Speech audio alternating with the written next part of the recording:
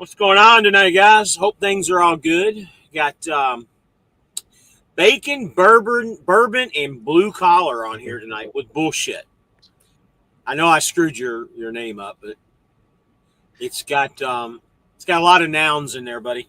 Got what, four nouns in there? So it's Yeah, well, there's another bacon and bourbon, so I can't just go by bacon and bourbon. I got you. Um, hey Keith, how's it going today, buddy? I know we're texting back and forth. The reason we switched the time was because D originally had some kind of delivery or something at that time, and he asked me earlier in the week if we could switch it to two, and we did. Well, unfortunately, D was a little bit under the weather today, and he didn't really want to go on live because of his voice. He was, as there's a lot of crap going around right now, and he's not feeling the best, and that's why I pulled James in here, and we're going to do the live tonight. And I wanted to push it back to 7 because I like doing the 7 o'clock one. And yeah, that's really life on 18 wheels, Keith. By the way, that's posted in there. What's going on tonight, there, Jonah Green? So you're in the chat, but you're not on camera, 18. Well, the reason he's in there is because it that way it goes out on his channel too. So anytime that one of us can't show up, we're going to put it on our channel also, so it gets live streamed, and that way he gets the likes and comments on his too. It's kind of a double whammy type thing. So he's telling you, yeah, bro, I'm currently sick as a dog, unfortunately. He says, please excuse my manners. Hey, Fly Rabbit, how are you doing? Well, I'm doing great. Like I said, I got James on here. As you can tell, James is in the hotel. He decided to leave the company he's with. I don't know if he wants to put that out there, but I don't think too many people is looking at his channel. He's No. he's come to Schneider too, um, on my backing or whatever, because I told him that, you know. And again, I'm not, like I said before, guys, I'm not really recruiting or anything. It's just James has been following me for a while, and he actually had thought about Schneider before I even talked him into it. So that's kind of where we're at with that. Anybody that does want to come over, please don't hesitate to contact me. Um, I will help you guys out. But like I said, I don't really want to heavily recruit anybody over here until I've been here for a while, and honestly, I just kind of have laid off of it. Right now with the two Cowboys that are on there doing their recruiting, and as y'all notice, they haven't put out a video in a long time, but it's kind of put a bad taste in everybody's mouth. And the guys that I recruited over to JB Hunt when I was there, um, I mean, almost all of them are still there as far as I know. Nobody's moved. The only people that have moved is me and Poppy. So whatever I did recruiting, I mean, I did something right because they just didn't jump up and leave. What's going on tonight, Ron? How are you, bud? Keith says, sorry to hear that, 18. You got the stomach bug or you got an upper respiratory bug? And he says both. And what's going on tonight, Alicio? So we got 11 people in here. So why don't we do this? We all know that you're at Schneider at the room. You're at the exact same place I was about 30 days ago. Yep. Anything else going on with you for the week that we just passed? How was your week at your last company? Did you do good? Yeah, end up with a $2,000 paycheck, so you can't beat that. I just you know, they run you ragged at that place. So you can always make money there, but you can only run like that until you start getting burned out, you start getting unhealthy. And they knew I'd run 5,000 miles a week, and they gave me everything I could handle. So I got to the point I was just like, you know what? So when I called Schneider, everybody would always tell me, no, you can't come here. And I've been trying to come here since they started this board years ago. And they always said, nope, you're in Florida, you're in Florida, you're in Florida. And then I finally, when I met you, that's when I called over and said, I know somebody who lives in Florida who he literally lives in the town next to mine. He lives 10 minutes from me. I was like, why can't I do it? And she's like, well, who's telling you no? The recruiter? I'm like, yeah, well, I had a list of them. I told them all people. They've always been told me no for years. And then they finally looked that all up and seen that there's like 50 drivers in Florida. And then, of course, they got to look at your record and all that stuff to see that you ain't a bonehead and got a bunch of tickets and accidents and stuff. But yeah, then Then they're like, okay, yeah, no problem. You're in. Shoot, they got more than 50 drivers in Florida. I'll tell you that because I see Well, I them all. mean, in our area. I got you. I got you. What's going on tonight, Pop Tart? How are you? Don't really have a lot to talk about, guys. With D not being here, don't have any news. I didn't have time to really look at anything. The only thing that I really wanted to talk about, and I happened to catch it on another YouTube live, and I kind of wanted to discuss this with you guys, and I really want everybody to think about this for a second. I cannot confirm or deny the validity of it and if it's true or not, but I've got a really good inkling that it is true. And when I tell you guys this, it's really going to piss a lot of you guys off. So we always talk about drivers coming from other countries and when they come over here and they start driving for us. So, and I'll give the channel here in a minute who it is, and you can go back and watch it for yourself. But anyway, with that being said, if you're a foreign driver, you get a visa to come over here to work. And I'm not going to pick on any nationality or anything like that. It goes for any nationality. You come over here and you work on a visa. Well, guess what? You do not have to have a CDL to drive a truck. All you have to have is your visa and a driver's license. Now, again, I can't validate that for sure, but the guy that did the live video, it was Freight Skater. I don't know if anybody knows who he is. He's out of Prime Inc. He had one of his guests that was on there, and that was the major topic of their show. They had a 3-hour conversation about that. And when you look up his channel, it's spelled really weird. It's FR number 8, and it's spelled out that way, and it's Freight Skater. He's out of Prime. He used to be a flatbedder, but now he's doing reefer. And the only reason he did that, because obviously at a certain age, you get tired. You don't want to, do the flatbed stuff anymore. But anyway,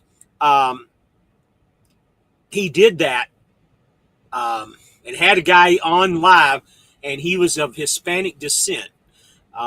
Spoke great English. He knows, and it's not him, but he's got brothers that would come over from, again, I don't want to tell you what country, but just use your imagination.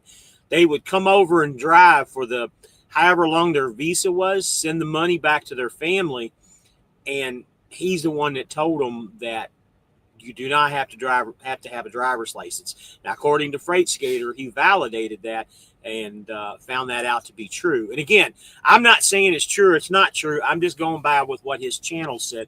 And anybody wants to go and listen to that, go to about the 20-minute mark on that 3-hour live video that he put up. And that's when they start talking to him and start talking about it. And that's what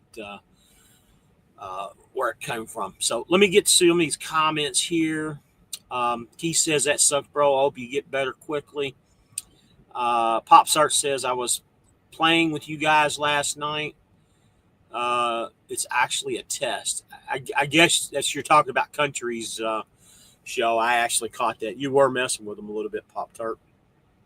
So the wife is on there. Hello, darling. How are you? She's telling Country hi. I don't know if Country is even on here yet. I haven't seen him post anything, darling. I've seen him up there a little ways. Oh, is he up there? I didn't see him. Oh, there he is. Hey, Country. I see you now. G80 Sean, ain't no way. That's wild. Yeah, again, like I said, I can't validate that, but I find it. I don't know. I would really like to comment on it more, but I don't really know for sure. Pop-Tart, because as a businessman, I might have to face the situation with people, so I was trying to read everyone. I got you. Businesswoman, that's right. There's my good friend Aquila. She showed up tonight. She was my partner in crime when I went through Schneider's training here a few weeks ago. Glad to have you, Aquila. You're always a good person to talk to on the phone. Country, it's called a non-domiciled CDL, and there is a bunch of requirements to get it. Huh. Okay. So there you go, guys. Country just told us what it is. I don't really know what the requirements are, but interesting. I'll have to look into that. Country said, hey-o. Hey. Tell my wife hello. And KO showed up. What's up, fellas? Where you all at in the world? So I am sitting at Love's in Lake City is where I'm at tonight, heading to Brooksville Walmart in the morning. Actually, tonight, actually. So drop and hook has to be there by midnight. Unfortunately, I ran out of hours. I would have been there today, but you guys that have been to Schneider know how sometimes it's a clurfuckle trying to find a trailer. Well, I had that clurfuckle yesterday, which ran about an hour and a half, 2 hours of my time away because, and this is something for you, country, too. If you ever book a load that goes to Macy's, department stores, they have their big distribution centers. There's several of them I've been to. But if you don't have a code to take an empty trailer out, guess what? You're not taking an empty trailer out. So I sat on hold on a Saturday with the weekend people trying to get this code, and unfortunately they didn't have enough codes for the weekend trailers, so I had to go elsewhere to get an empty trailer. But it took them about an hour and a half to figure that out yesterday. So as it is, I'm about an hour and a half short of making Tampa, Florida tonight. So that's where I say Tampa, but Brooksville. That's where I'm at. I'm literally an hour and a half from Brooksville because of that. Keith, AKO, and you guys are talking to each other. What's up, Keith? I know you guys were talking last night on the live. I know, Keith, you show up to all of them. Aquila, Coase did me that way yesterday, but I was able to pick up one OTW to my next shipper. Okay. Yeah, I've never I have never ran into that issue or that problem before at any carrier. That's a first for me. And Country says, yeah, I was somewhere a couple weeks ago wanting a code. Forgot who that was first, but I heard that. Yeah, that's Macy's. If you ever get a Macy's load. So what happened is there's the Coach purses. There's a place in Jacksonville, and that load went up to Portland, Tennessee, and that's where I went to. So yours didn't have any empties. Well, mine was a little bit different. They had one empty, and then, of course, I got it assigned to me by doing the computer work and stuff, but then they had to take it off of me because we couldn't come up with the code. So there wasn't an empty problem. It was there, and the way they planned it, it was there, but they just didn't. Whoever the nighttime and weekend people, or maybe it was the Monday through Friday people, didn't set up enough codes for the deliveries that weekend. So that was me. Man, there's a lot of things said there with that, but yeah, that what you called it, Country, the non-domiciled CDL. See, I always thought the non-domiciled CDL was kind of like people like you, Country, that doesn't really have a physical address, and you can get a driver's license in Texas. There's a few states that'll let you get a driver's license or a CDL without having a physical address, and I thought that's what non-domiciled CDLs were. I didn't realize it was for the foreigners. I had a guy from Haiti. He when I was at Refrigerated Express, I think I was telling you about him, where I was having to train people, and he just wasn't cutting it over here. They could, some of those countries, they could come over with what their equivalent CDL is, and if we take it, they'll just issue him a CDL, and that's how that guy got his CDL here. And he'd only driven trash trucks and stuff, but they just, they said, okay, that's fine. So he gets here. Now he's driving a fully loaded semi. I was like, you can't be doing this. This isn't good. So I had to tell them they had to fire him. It took them a couple more tries to get him off the truck. Man, what a liability that guy was. I mean, we'd end up in crazy places. He couldn't back up. I was up all times of the night doing all the work for him. It's a nightmare. Buddy, when I trained at Swift, I had a guy that kind of fit that same description. And he was from Ethiopia, out of all places. Great guy, great conversation, spoke English just as well as me and you do. You would never know that. If you talked to him on the phone, you wouldn't know he was Ethiopian. But couldn't drive worth a fuck. Excuse my French. Yes. Dude, he ran over. He actually popped a tire in Dallas, making a turn on a curb. Popped a tire. We had to physically, one of the places we went to, we had to back in off the street. Wasn't blindsided, but we had to back in off the street, and he ran over a mailbox to that company. Yeah. I mean, numerous, cars on the side of the road driving down I-75 or any of the interstates would almost hit them every single time because, almost every trailer has a little bit of a dog leg to the right side. And he just wasn't, didn't have any idea of where his trailer was at any time. He would look in his mirrors. I gave him the constant thing that we're supposed to do, look in your mirrors every, 30 seconds or so. Refused to do that. I'd just look at him over there. He'd be just cruising down the road, just looking straight ahead. I'm like, are you ever going to look in your mirrors and see what's going behind you? Oh, yeah, that's right. I mean, every single time I had issues with him, it literally drove me crazy. And my wife knows the stress that I had. And I only had him for 10 days. And I took him back to the Swift yard, and I called my person that I dealt with. I was like, this guy cannot drive a truck, nor does he have any business even being in a truck, and explained the whole situation to him. And I said, I got to bring him back. He's too much of a liability for me anyways. So I took him back, and he didn't take it too well. He was a little angry, but about a week later, 2 weeks later, I called him up and I see how things were going. Because I did have a little, I don't want to say a friendship, but, we had a talking relationship. And he was with another trainer. Swift put him out with another trainer, and they graduated him. Even after all the stuff that I told him, and even the trainer that he went to said the exact same thing that I did, but they forced him through. Unfortunately, unfortunately, I guess that trainer was either a big company guy that was, rah Swift or whatever, and did whatever they told him, or he didn't have the same opinion that I did. But anyways, he graduated as far as I know. So Pop-Tart says, when you insure people, they need a certain time frame. Driving with a CDL and no violations just to hire someone, but not the non-domicile CDL.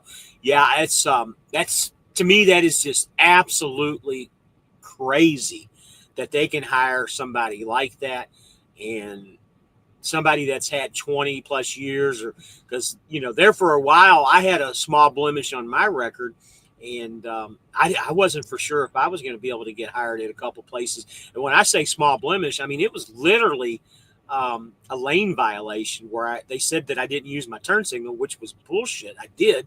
But what do? Do you argue with the cop when he's standing over on your passenger side talking to you? He gives you the option on the ticket. It was literally a $25 ticket. Not using a turn signal. It wasn't even a moving violation in South Carolina, but all the companies, man, they just had a fucking field day with that ticket. Everybody I talked to. So Pop-Tart says that it's a scam for fleets. I'm sure that it is. Aquila says most foreign drivers use those and they get sponsorship. You can also get a sponsorship for flight school too. Now, see, that scares me even more, especially with what's been going on last week. Being able to fly an airplane to do that is crazy. There's a lot of those students at school where I'm at in Vero, that little flight school right there. I think it's partnered with the same school up by where you're at FIT, and that red and white company. Yep. Yeah, there's tons of them. Some of them 9/11 guys were actually trained in Vero Beach Airport. They were Sarasota, remember? It's outrageous. So Pop-Tart says non-domiciles. Boy, say that many times. Try to say that drunk. Non-domicile CDL is a scam, as I see it from my point of view. Say that the person hit someone or seriously severely accident, lawsuit, go off quickly, but you can't sue nobody. They don't have anything. Yeah, you're exactly right on that. 18, by the way, for whatever reason, your screen went down. I hope that you're still posting on your thing. So if they are using this CDL, it's the way to get out of a lawsuit and put it in a different country. And they don't even live into the start with because they are actually using it here. So let me tell you that. With that being said, the big topic that I listen to on Freight Skaters thing is, you think about it. What they're doing is they're coming into our country, working that way, even though it's legal. It shouldn't be. They're working that way. They're taking whatever money that one of us could have made off of these loads. One of the legal guys They're taking the money away from us on these loads. And you know just as well as I do, the problem with the industry right now are guys like that are taking these cheap freight loads to begin with, and they'll mark them down as far as they can and adjust the rates. But they're taking that money out of our economy and taking it back to their country and producing an economy where they're at. So that's where not only is it a lawsuit issue like what you were talking about, Pop Tart, but it also becomes an issue when you're taking money out of our country, out of our people. Now, again, I give anybody kudos for trying to do the right thing and going about doing it, and bettering themselves. But some of these people, they're not really, they're bettering themselves, but they're bettering their families and they're bettering themselves with their country. They'll come over, like this guy's brothers would come over and work for, 8 months to a year, whatever their time was with that visa. And they would go back and live in their country and then, wait a year or two or whatever the guidelines were. I don't know what the guidelines were. And then they would come back and do it all over again and because I don't know if anybody knows this, but you can go to Mexico with a little bit of American money and you can be pretty good. And there's a lot of countries that are like that. And that's why they work for free, basically. We go through some more of these comments. Aquila, it's cheap labor. They don't care as long as they're making money off of them. That is absolutely true. These big companies don't care. You are 100% right. Only a mega carrier can hire someone who has that because they own their own insurance licenses and they own everything all the way down to the broker's license. That is correct. Like with Swift, for instance, Swift is, even though they required their leased on drivers, or whatever you want to call us, even though they required us to have our own insurance policy, they're still self-insured. And what a lot of guys don't know, and I'm learning this stuff as I go on, I'm in the process of getting my own truck insurance because what happens, and this isn't a dig towards Swift or Schneider, but any of the other companies, a lot of these companies are self-insured. So if you get into a major accident, yeah, they're going to take care of the other person and the truck and all that. But guess what? You're going to be screwed as a person. Your business is going to be screwed. I'm talking about you personally, like me, if something was to happen, because my insurance that I have at Schneider doesn't really cover much of anything. I did a little bit of looking into it this past week. And like I said, I'm in the process of getting my own insurance, and it's actually cheaper with more coverage to get the insurance outside the carrier. And that's something, James, that me and you're going to have a long talk about here in the next near future, because you're much better off having your own insurance. And 18 can attest to it. He was the same way. We all are. It's still live. Good deal. I guess the NASCAR hauler, the Napa Auto Parts car hauler just went by. Here's another one. This one is same thing. There's two. Actually, that's drag racing. They're drag racing. They must be doing something in Gainesville this weekend. Yeah, two car haulers just went by. Anyway, that's 18 can attest to that too. You're better off getting your own insurance because, like on my truck, there's no gap coverage on this truck. If something was to happen and total it out, I'm really not protected with their insurance. That's something for you too, country, if you need to look into it. And I know we've talked about that in the past too. Aquila, I think you have your own insurance, if I remember correctly. I don't think you're using Schneider's. I'm different about it because at least they are doing it legally and trying to actually work versus all the illegal people going to the government assistance. Yeah, like I said, I'm okay with somebody trying to do the better themselves, but there needs to be a limit on how many times you can come over and do that. Because, like I said, they're taking advantage of the system, the way it's written, and doing it multiple times. Yeah, I agree. I have no problems with people coming from other countries as long as they do it the legal way. See, our insurance as mom and pops will most likely tell you something I've already heard, or they are going to cover your drivers. That driver is going to need to be a driver for about a year and a half. Yeah, that's what they always say. It's a stepping stone. When you first get started, they always tell you, get 6 months in, you can go anywhere. Well, then when you get somewhere, yeah, you need at least a year. And then when you get somewhere, you got a year. No, you need 2 years to be here. So the magic number for almost every company with everything is 2 years is what I've come to find out. And when I got back into it, I just happened to look, but I got back into trucking about 5 years ago. And that's kind of the stepping stone that I had to roll through. And by the way, next month, I'll be in business with myself for 3 years. It's already been 3 years, March of 22. It's crazy how fast time flies. Now, I know I've changed carriers many a times, but man, time flies. What's up, Rig Pig? How are you tonight, guy? Appreciate you coming in. So, how has your guest been IC before? Is this the first time? Just This is just not at Schneider. Yeah.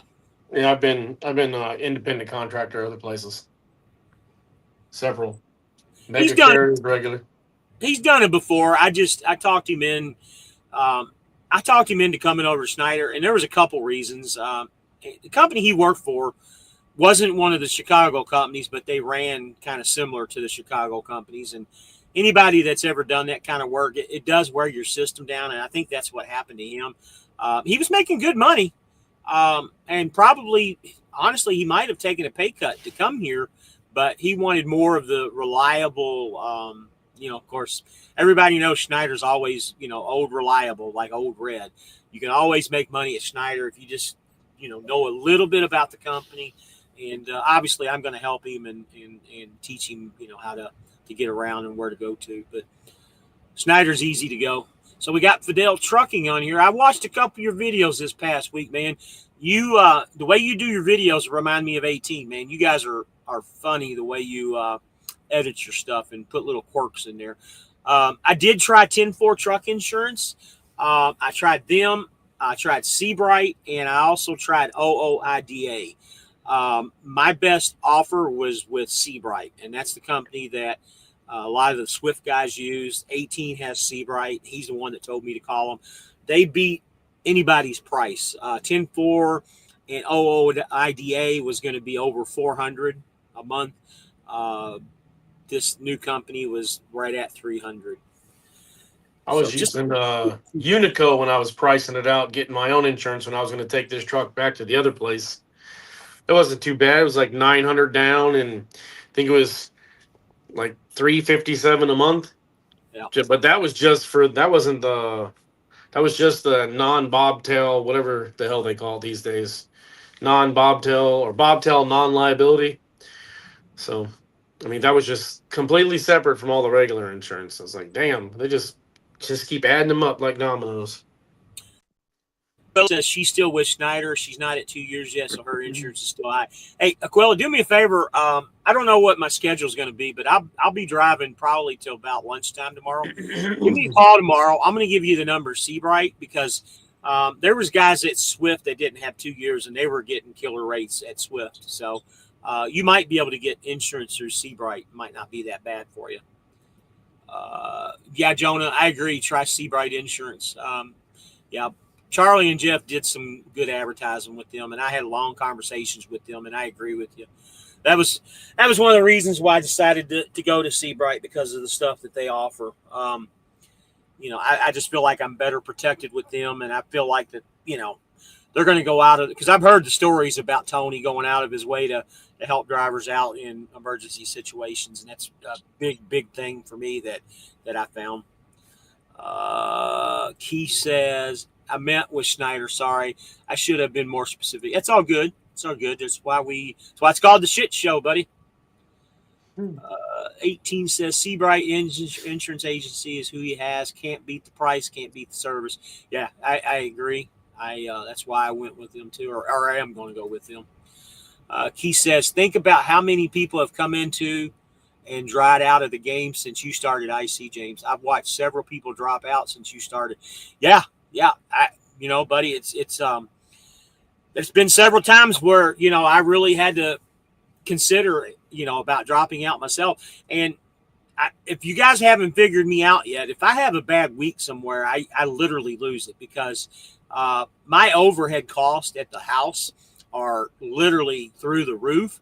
And when I don't make a paycheck for 1 week or even 2 weeks in a row, or go into the hole or whatever, it literally,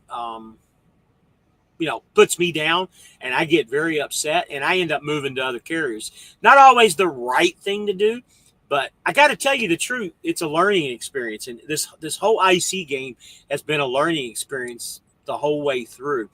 Um, and by the way, I've got a lot of things that I'm working on. Anybody that's, and I'm not just saying this to go and subscribe to the channel or like the videos or anything, but I think you guys are going to be very surprised with some of the plans that I've got in the next couple of weeks. I can't really go over a whole lot of things, but you might want to really follow what's going on. Not only that, we got the truck show in March that, is it March or April? March. Me and Dee are going to be going to the truck show. We're going to be putting out a lot of videos with that. I got a lot of good things planned out. I need to get back on to the video making, and I will. I promise, guys. It's been crazy busy, and even coming back and working at Schneider, I have not. Now I take that back. I took a whole week off. I've never done that in my entire life. Came back out last week, and I took a whole week off the week before, which was my third week at Schneider. I'll do a week 3 and week 4 video hopefully this week. Obviously, I didn't make anything on the third week because I was sitting at home. But this week here, I'm at like $5,100 for the week, and I've already got $2,700 planned to start me off with the following week. I'm booked out all the way till Saturday, guys. And I'm not bragging by any means. It's just Schneider seems to really work for me.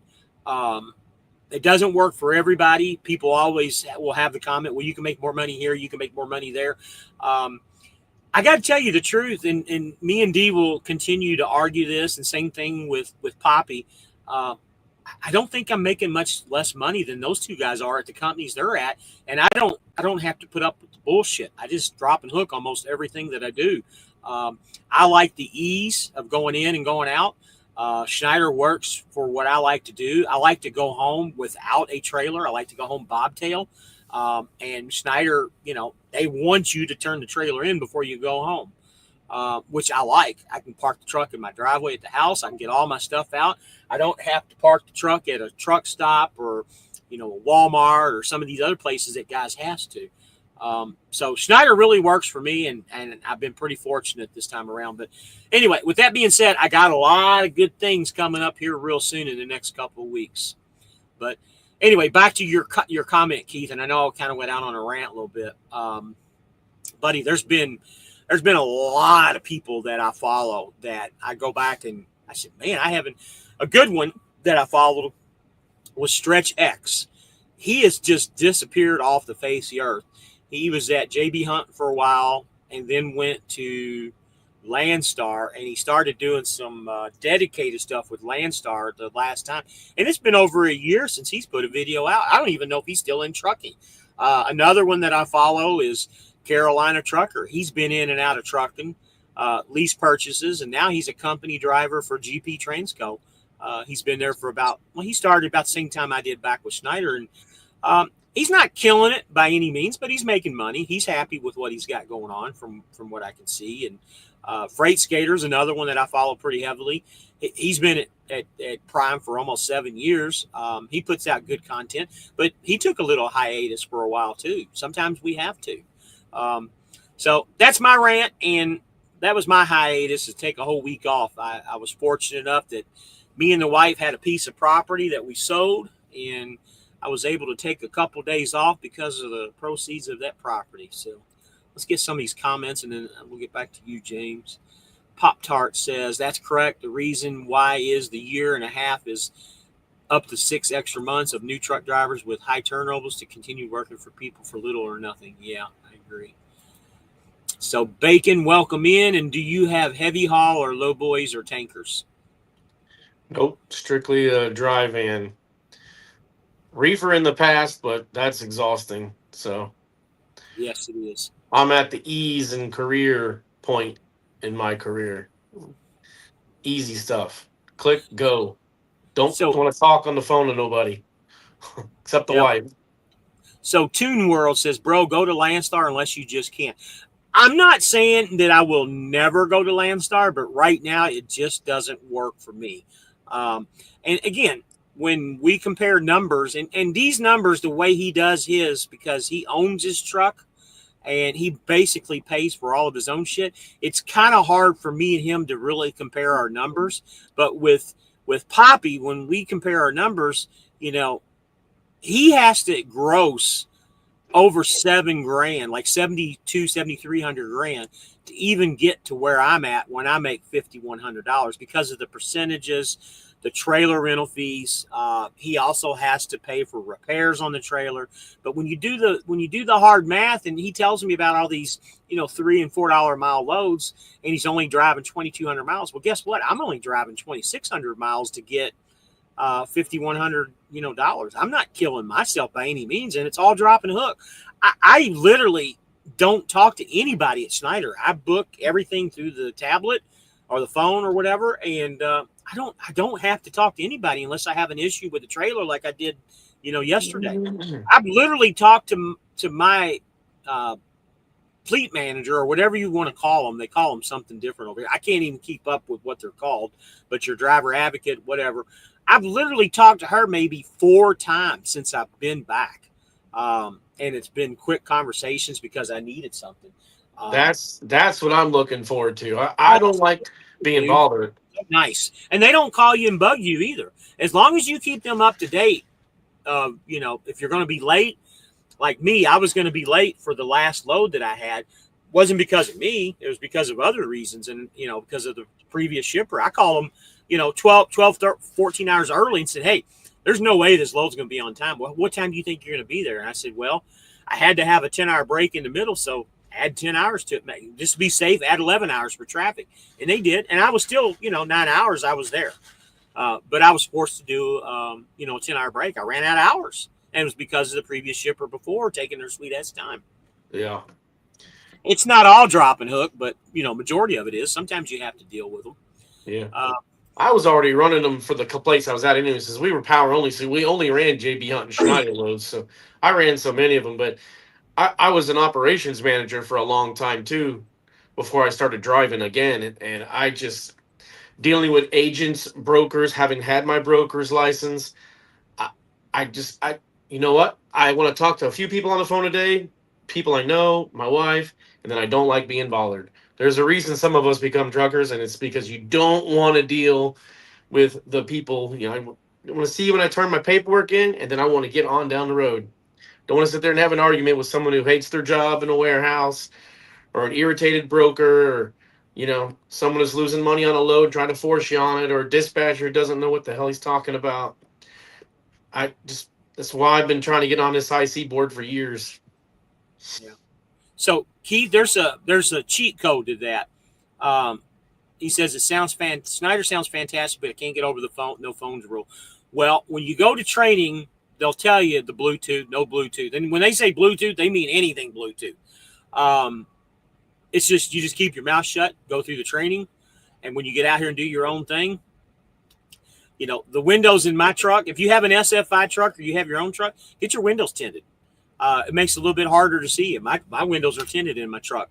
And again, there's an argument with legality on that, but I don't care. I've always had tint on everything I've ever had. The sun, when it gets bright in the mornings, is too much on my eyes and stuff. But anyway, I wouldn't worry about if that's what you're worried about is the no phones rule. Don't worry about that. Just don't get caught. Like KO said, that's the big thing. Just don't get caught. But the thing is, the few rules that Schneider has is the cell phone thing.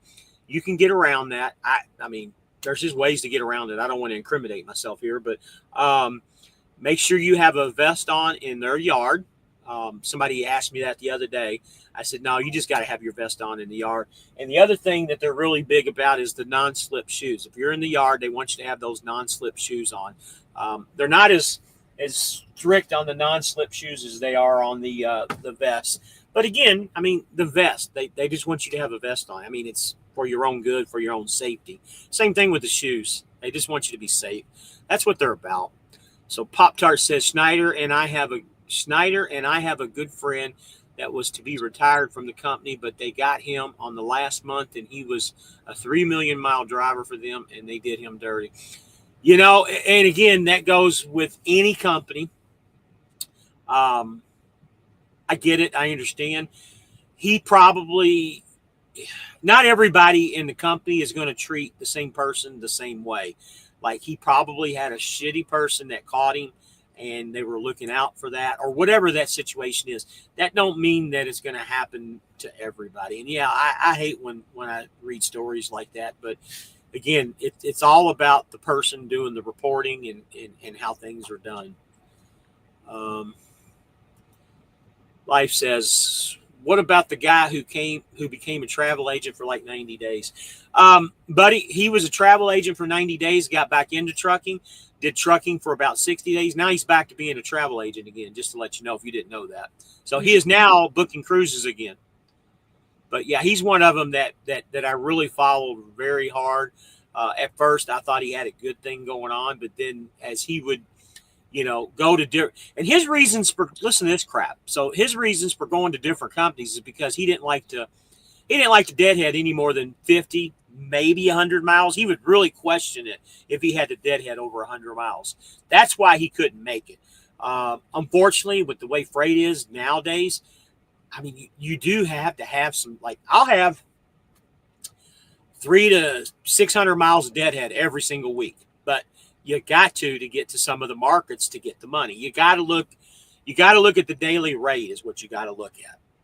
And that's one of the things that I'm going to tell you. Here at Schneider with an SFI truck, you got to have the mindset of $1,000 a day. You got to have $5,000 a week or $6,000 if you can get to $6,000.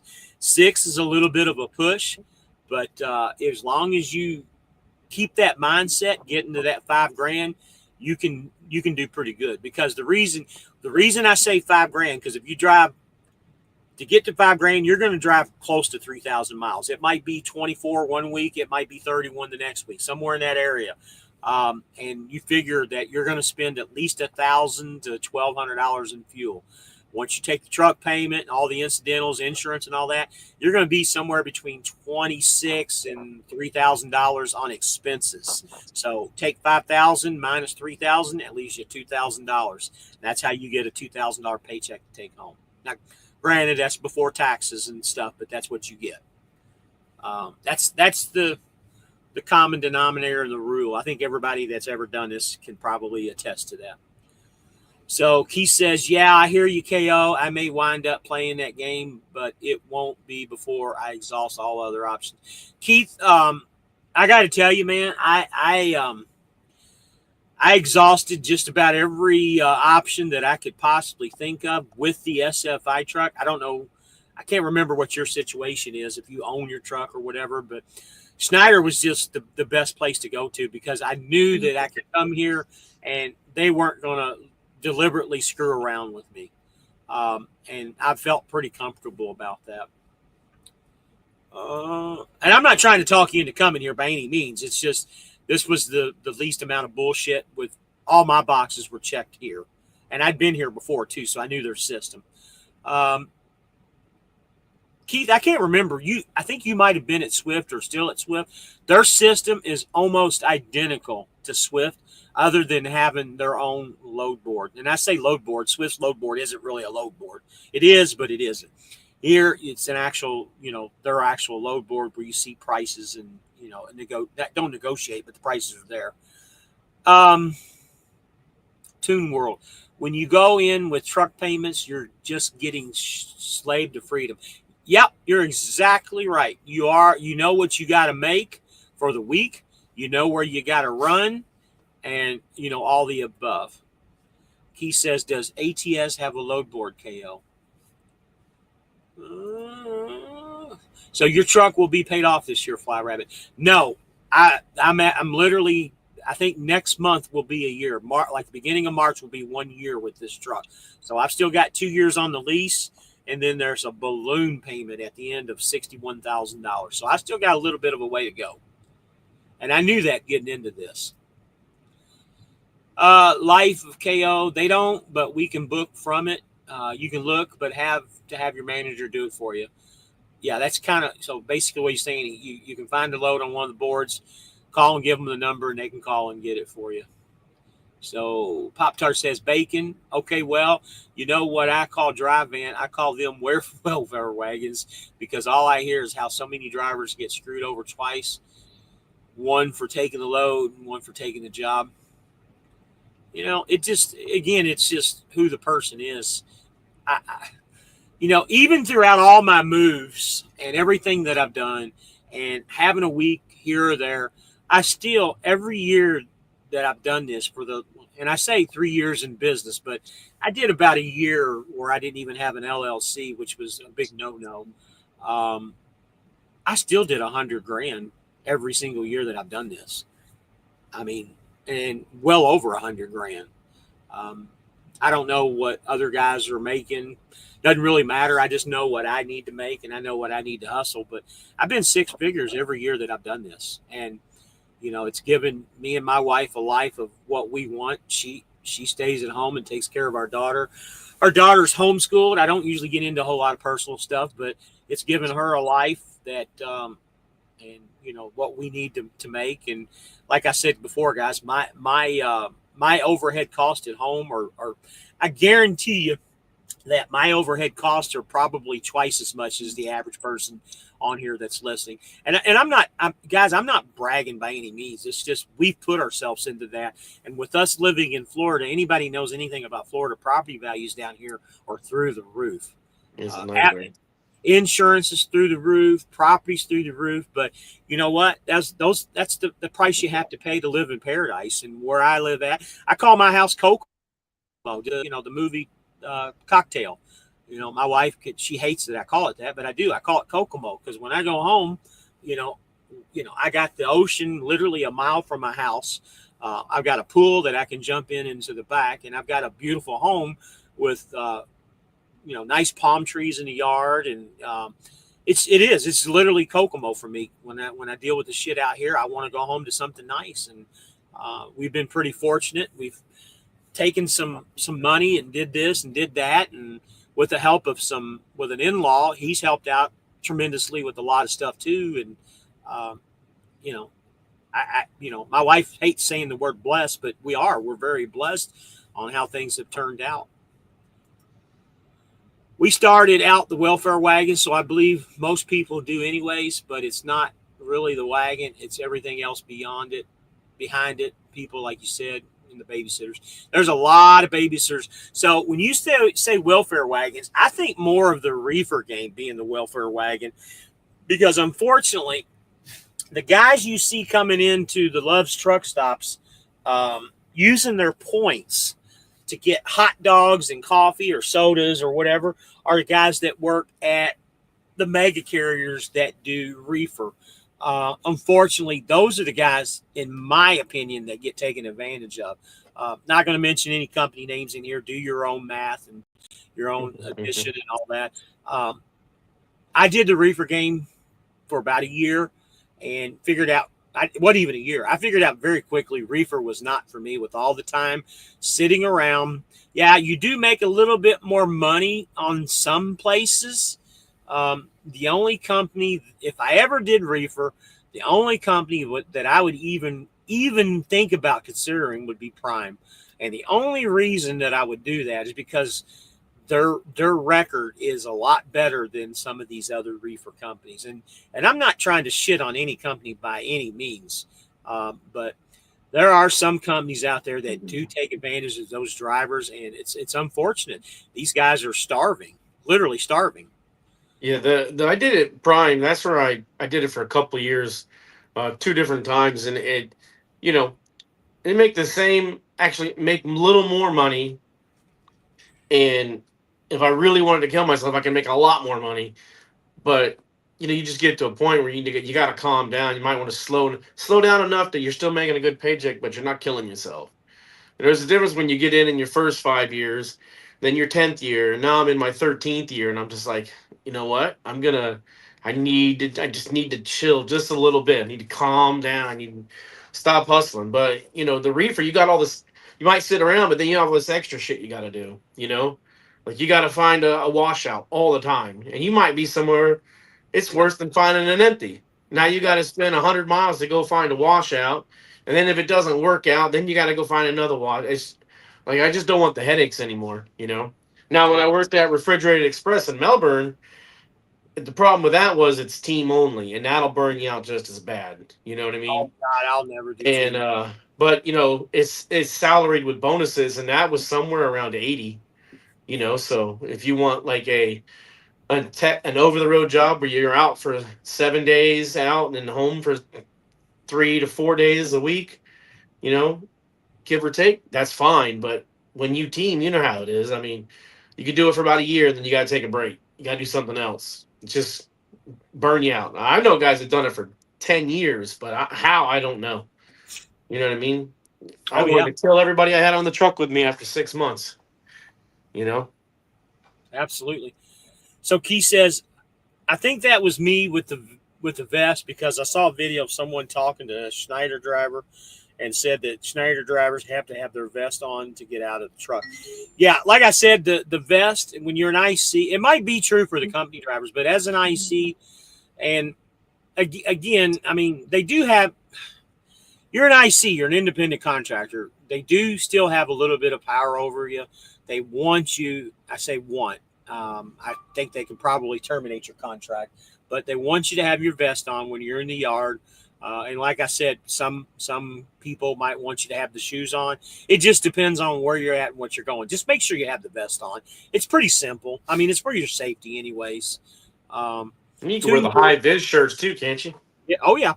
The So Tune bright World yellows. says, what company GAE? I don't know what that means. You might want to Oh, elaborate, Tune. I think they were asking me what company that I was running for. Oh, that's up Yeah. to you if you want to tell it. Navinix out of Orlando. So Pop Tart says, yes, Schneider, what they did, let him work until he was going to retire and fired him 1 month before his 30th anniversary. True story, and he owns the land behind my land. Yeah, that's again, that's very unfortunate. Now he lives off of Social Security. Very unfortunate. From what I'm seeing so far, Swift's board can't compete with Buddy. Swift's board, it's so many words. Swift's board can't hold Schneider's ball sack compared to their board. I hate to use that analogy, but that's the truth. So, from what I've heard, and D can correct me on this if he knows the truth, from what I heard, their load board is just there to help you out to get you from point A to point B if you get somewhere. A lot of guys use it strictly. There's a guy, I forget what his channel is. That's all he does is the load board loads. Now, you don't get paid for empty miles on their load board like you do if a dispatcher gives you a load and they send you. Now, granted, it's only 85 or 90 cents empty miles when the dispatcher gives them to you, but here on this load board, you don't get paid for empty miles either. So it's kind of a moot conversation with that. But again, their load board is just you're getting paid the exact same amount of money. It doesn't matter. It doesn't matter if you're hauling chicken shit or if you're hauling fucking diamonds. You're getting paid the same money with their load board. Everything. Now, granted, they have a little bit of a sliding scale, but it's only like maybe a 25 or 30 cent difference between the pay scale. So no limit. I've got something I want to tell you about this. I'm officially an IC on the money. It's better, but the company She's Fuel is a killer, man. Any cheat codes of finding cheap fuel. There's a couple things to that no limit. If depends on what company you're at. Number one, there's always cheat codes. The thing is, I'm gonna be honest about this. And when I went to JB Hunt, the way their loads were set up, in order to make the money that I needed to make, I had to haul ass. And when I say haul ass, I mean their speed limit was 89 miles an hour there. If you went over 89 and hit that 90 mark, your contract was terminated. So there were times when I would, because you go out into Texas and places like that, there's some places where the speed limit's 75, 80 miles an hour. With that being said, I did a lot of Texas driving and I burn a lot of fuel. I mean, literally a lot of fuel. When I first came back to Schneider, I still, same thing with F2F. When I came back, and F2F didn't have a speed limit, which really surprised me. Here at Schneider, it's 79. So you go to 80, then they'll terminate your contract. Am I saying that right? I think I am. Anyway, I still had a little bit of a lead foot when I came back to Schneider, and I was still, 7 to 7.5 miles a gallon. Well, guys, I slowed down this week when I came back out. I slowed down. Everything that I've done has been 65 miles an hour every way. Guys, I'm hauling almost 46,000 pounds right now. Now, granted, I'm in Florida. I went up Monte Eagle. I went from Bowling Green, Kentucky, all the way down to Florida. Went up Monte Eagle, went through a little bit of the hills and through, Georgia, North. I'm still getting 9.2 miles to the gallon in this truck driving 65. So I bumped my fuel mileage up almost, if not more than 2 miles a gallon just by slowing down to 65. So no limit. I don't know what speed you do, but if you could lower your speed down, tell me what company you're with, and we can kind of see if there's some differences in the fuel pricing. And also, I've got a company that I can suggest you to get their fuel card to. I don't get any kickbacks on it or anything like that, but ES Advantage card. I've got contacts there. You can get in touch with me. I can give you all their information, or you can look it up on Google. ES Advantage. They're out of Mississippi. Get their card. You got it. It's like a prepaid debit card. You put money on it, and you can get fuel off of it. The only unfortunate thing is you got to submit your IFTA taxes, once a month to whatever company you're with. You got to let them know you bought fuel off of it and where and how much and all that good stuff. But you can save. Like when I was at Swift with that, I mean, $300 to $500 a week savings on fuel. Their fuel prices are anywhere between, here lately with fuel the way it's been 50 cents a gallon. Most cases, sometimes it was over $1 a gallon. It just depends on what the prices are. But I hope that helps you out. I'll put my number on here one quick time. If you want to give me a ring, I'll be more than happy to kind of go over it with you, no limit. Give you some tips, ideas. Anybody, and if anybody else wants to get in contact with me, feel free to copy that number down. Call me anytime. I'll be driving tomorrow till about lunchtime if somebody needs to holler at me. I've been running nights here lately. But let's get back to the rest of these comments. If you need that number again, let me know. Swing through Texas once a week and get fuel for $3.05 a gallon. Yep.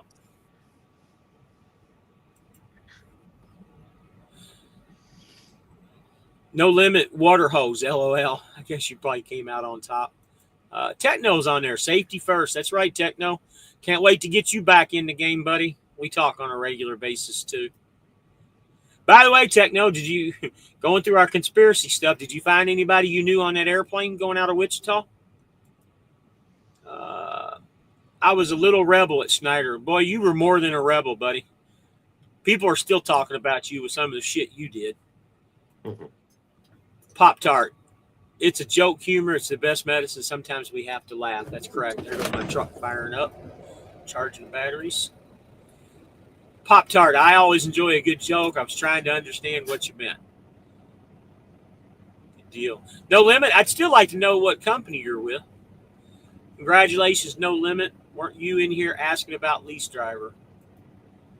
Yes, I was. I decided just to try it out instead of being scared. Yeah, you got to jump in. A lot of people give you this bullshit stuff. You got to have $5,000, $10,000 in the bank. You know what? That'd be fucking awesome if you had that kind of money in the bank. But you know what? Sometimes you just got to jump in the water. This is where me and D disagree, because I don't remember what he did. I jumped in the water and just went with it and eventually got there. And that's kind of what I've always done. And like I said, I got big plans in the next couple of weeks. I'm jumping in the water on a lot of stuff. Not leaving Schneider's. Nobody get any crazy ideas or anything. My intentions are not to leave Schneider. I'm planning on staying here. But sometimes you just got to jump in. No limit, get a fuel card. When I was there, I used the ES Advantage fuel card, submitted it to the fuel department. Yep. It also depends on the truck. My truck does 7.5 at 70. Hey, listen, yep. I pulled that nonsense, at Prime where they try to tell everybody to do that 55 or whatever. I did it for 2 weeks. I couldn't do it any longer because, 55, 52 is so slow. You know what I mean? But I got everything done I needed to. It all worked. I didn't want to admit it to them, but it worked. I was getting 9.5 to 10 miles per gallon hauling some of them damn reefer loads doing 55. I hate admitting it. I didn't admit it to them, and I didn't do it long, but damn, talk about a savings. Like, it does work, but with a clock like this, you can't always go 55 miles an hour. You piss a lot of people off around you and start a lot of trouble. I think when you go below 60, you're really becoming a hazard. 60 yeah. to 65. 65 is, I think, is ideal. Yeah, I don't. for And sure. again, at 60 and 65, you really don't have any issues with the collision avoidance making noises and shit because everybody's going faster than you are. Everything. And that was kind of my thing at Swift when I would drive 60, 61, 62 everywhere. Guess what? I never had anybody call and telling me, "Hey, you're following too close. Hey, you're dangerously driving or whatever." Because they could call me and say, "Well, how dangerous can you be at 60 miles an hour?" You know what I mean? I don't. There ain't a whole lot to it. Good luck for you, bro. I hope you find success in it. Keith says, Pop-Tart, you have to do a lot of shopping around to find the cheaper cost for fuel. Yeah, and that's kind of one of the things that I wanted to tell him. I was going to give him all the apps to download to where you could look. If you can fuel on a QT, QTs are always 30 cents a gallon cheaper, for sure. Over here, QT and what discount we get at Pilot Flying J, it's a toss-up. You really got to do and you got to look at your route where you're going to. I'm constantly, every day, like right now, I've literally got about a quarter tank of fuel. I'm going to be getting some fuel tomorrow. But because tomorrow is payroll cutoff for fuel, Monday midnight is cutoff. I'm only going to put in what I need to get to where I need to go to tomorrow, and that's it. And then I'll fill up on Tuesday. Techno says, couldn't find anyone who knew anyone. Some of those people were actually from DC. Yeah, I was thinking that too, especially with the kids on the skate team or whatever. Pop-Tart says, we had a girl pump 50 gallons of gasoline into a diesel tank, and that truck was fresh off the factory assembly line, brand new. That sucks. I could only imagine. $10,000 repair? Oh, man, I can only imagine. He's governed at 77 miles an hour. Funny enough, my truck gets lower mile per gallon at 65 than it does at 75, which is weird. I'm getting 6.5, which is awful. Yeah, that's not too good. So, yeah, that's real weird that you're getting better. I've heard of that before, but that's really weird that you would get better fuel mileage. Bull of the Woods, what's going on, buddy? Glad you made it in. Glad you're here.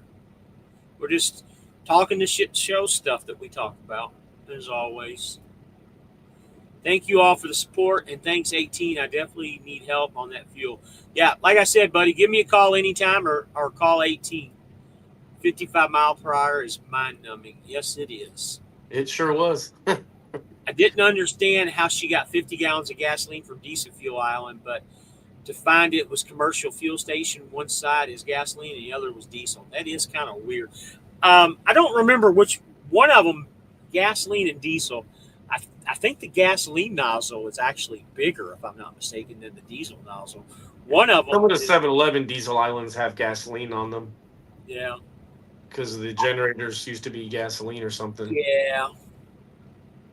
California is split limited, the entire state. Split limited. I wonder what she's talking about. I thought California was 55 miles per hour throughout the whole state. It is.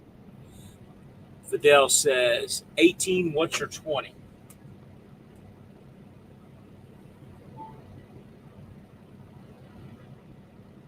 In the shop. Yeah.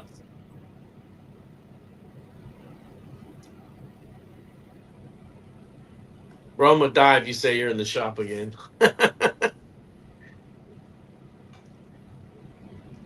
That 60 days is up now, though, right? So I'm guessing you ain't taking anything back now.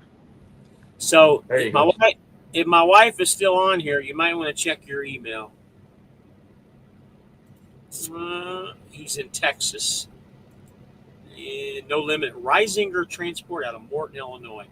Don't know anything about those guys. What fuel card did they use? You really should look at getting the ES Advantage card. Double check and make sure that a lot of companies won't let you use outside fuel cards too. That's something you might want to double check on too. Okay, I'll be that way on Tuesday, says Fidel. Oh my gosh, man. Got a little bit of a break in the comments. Hey, buddy, I got to tell you, I know I've been Mr. Talky tonight.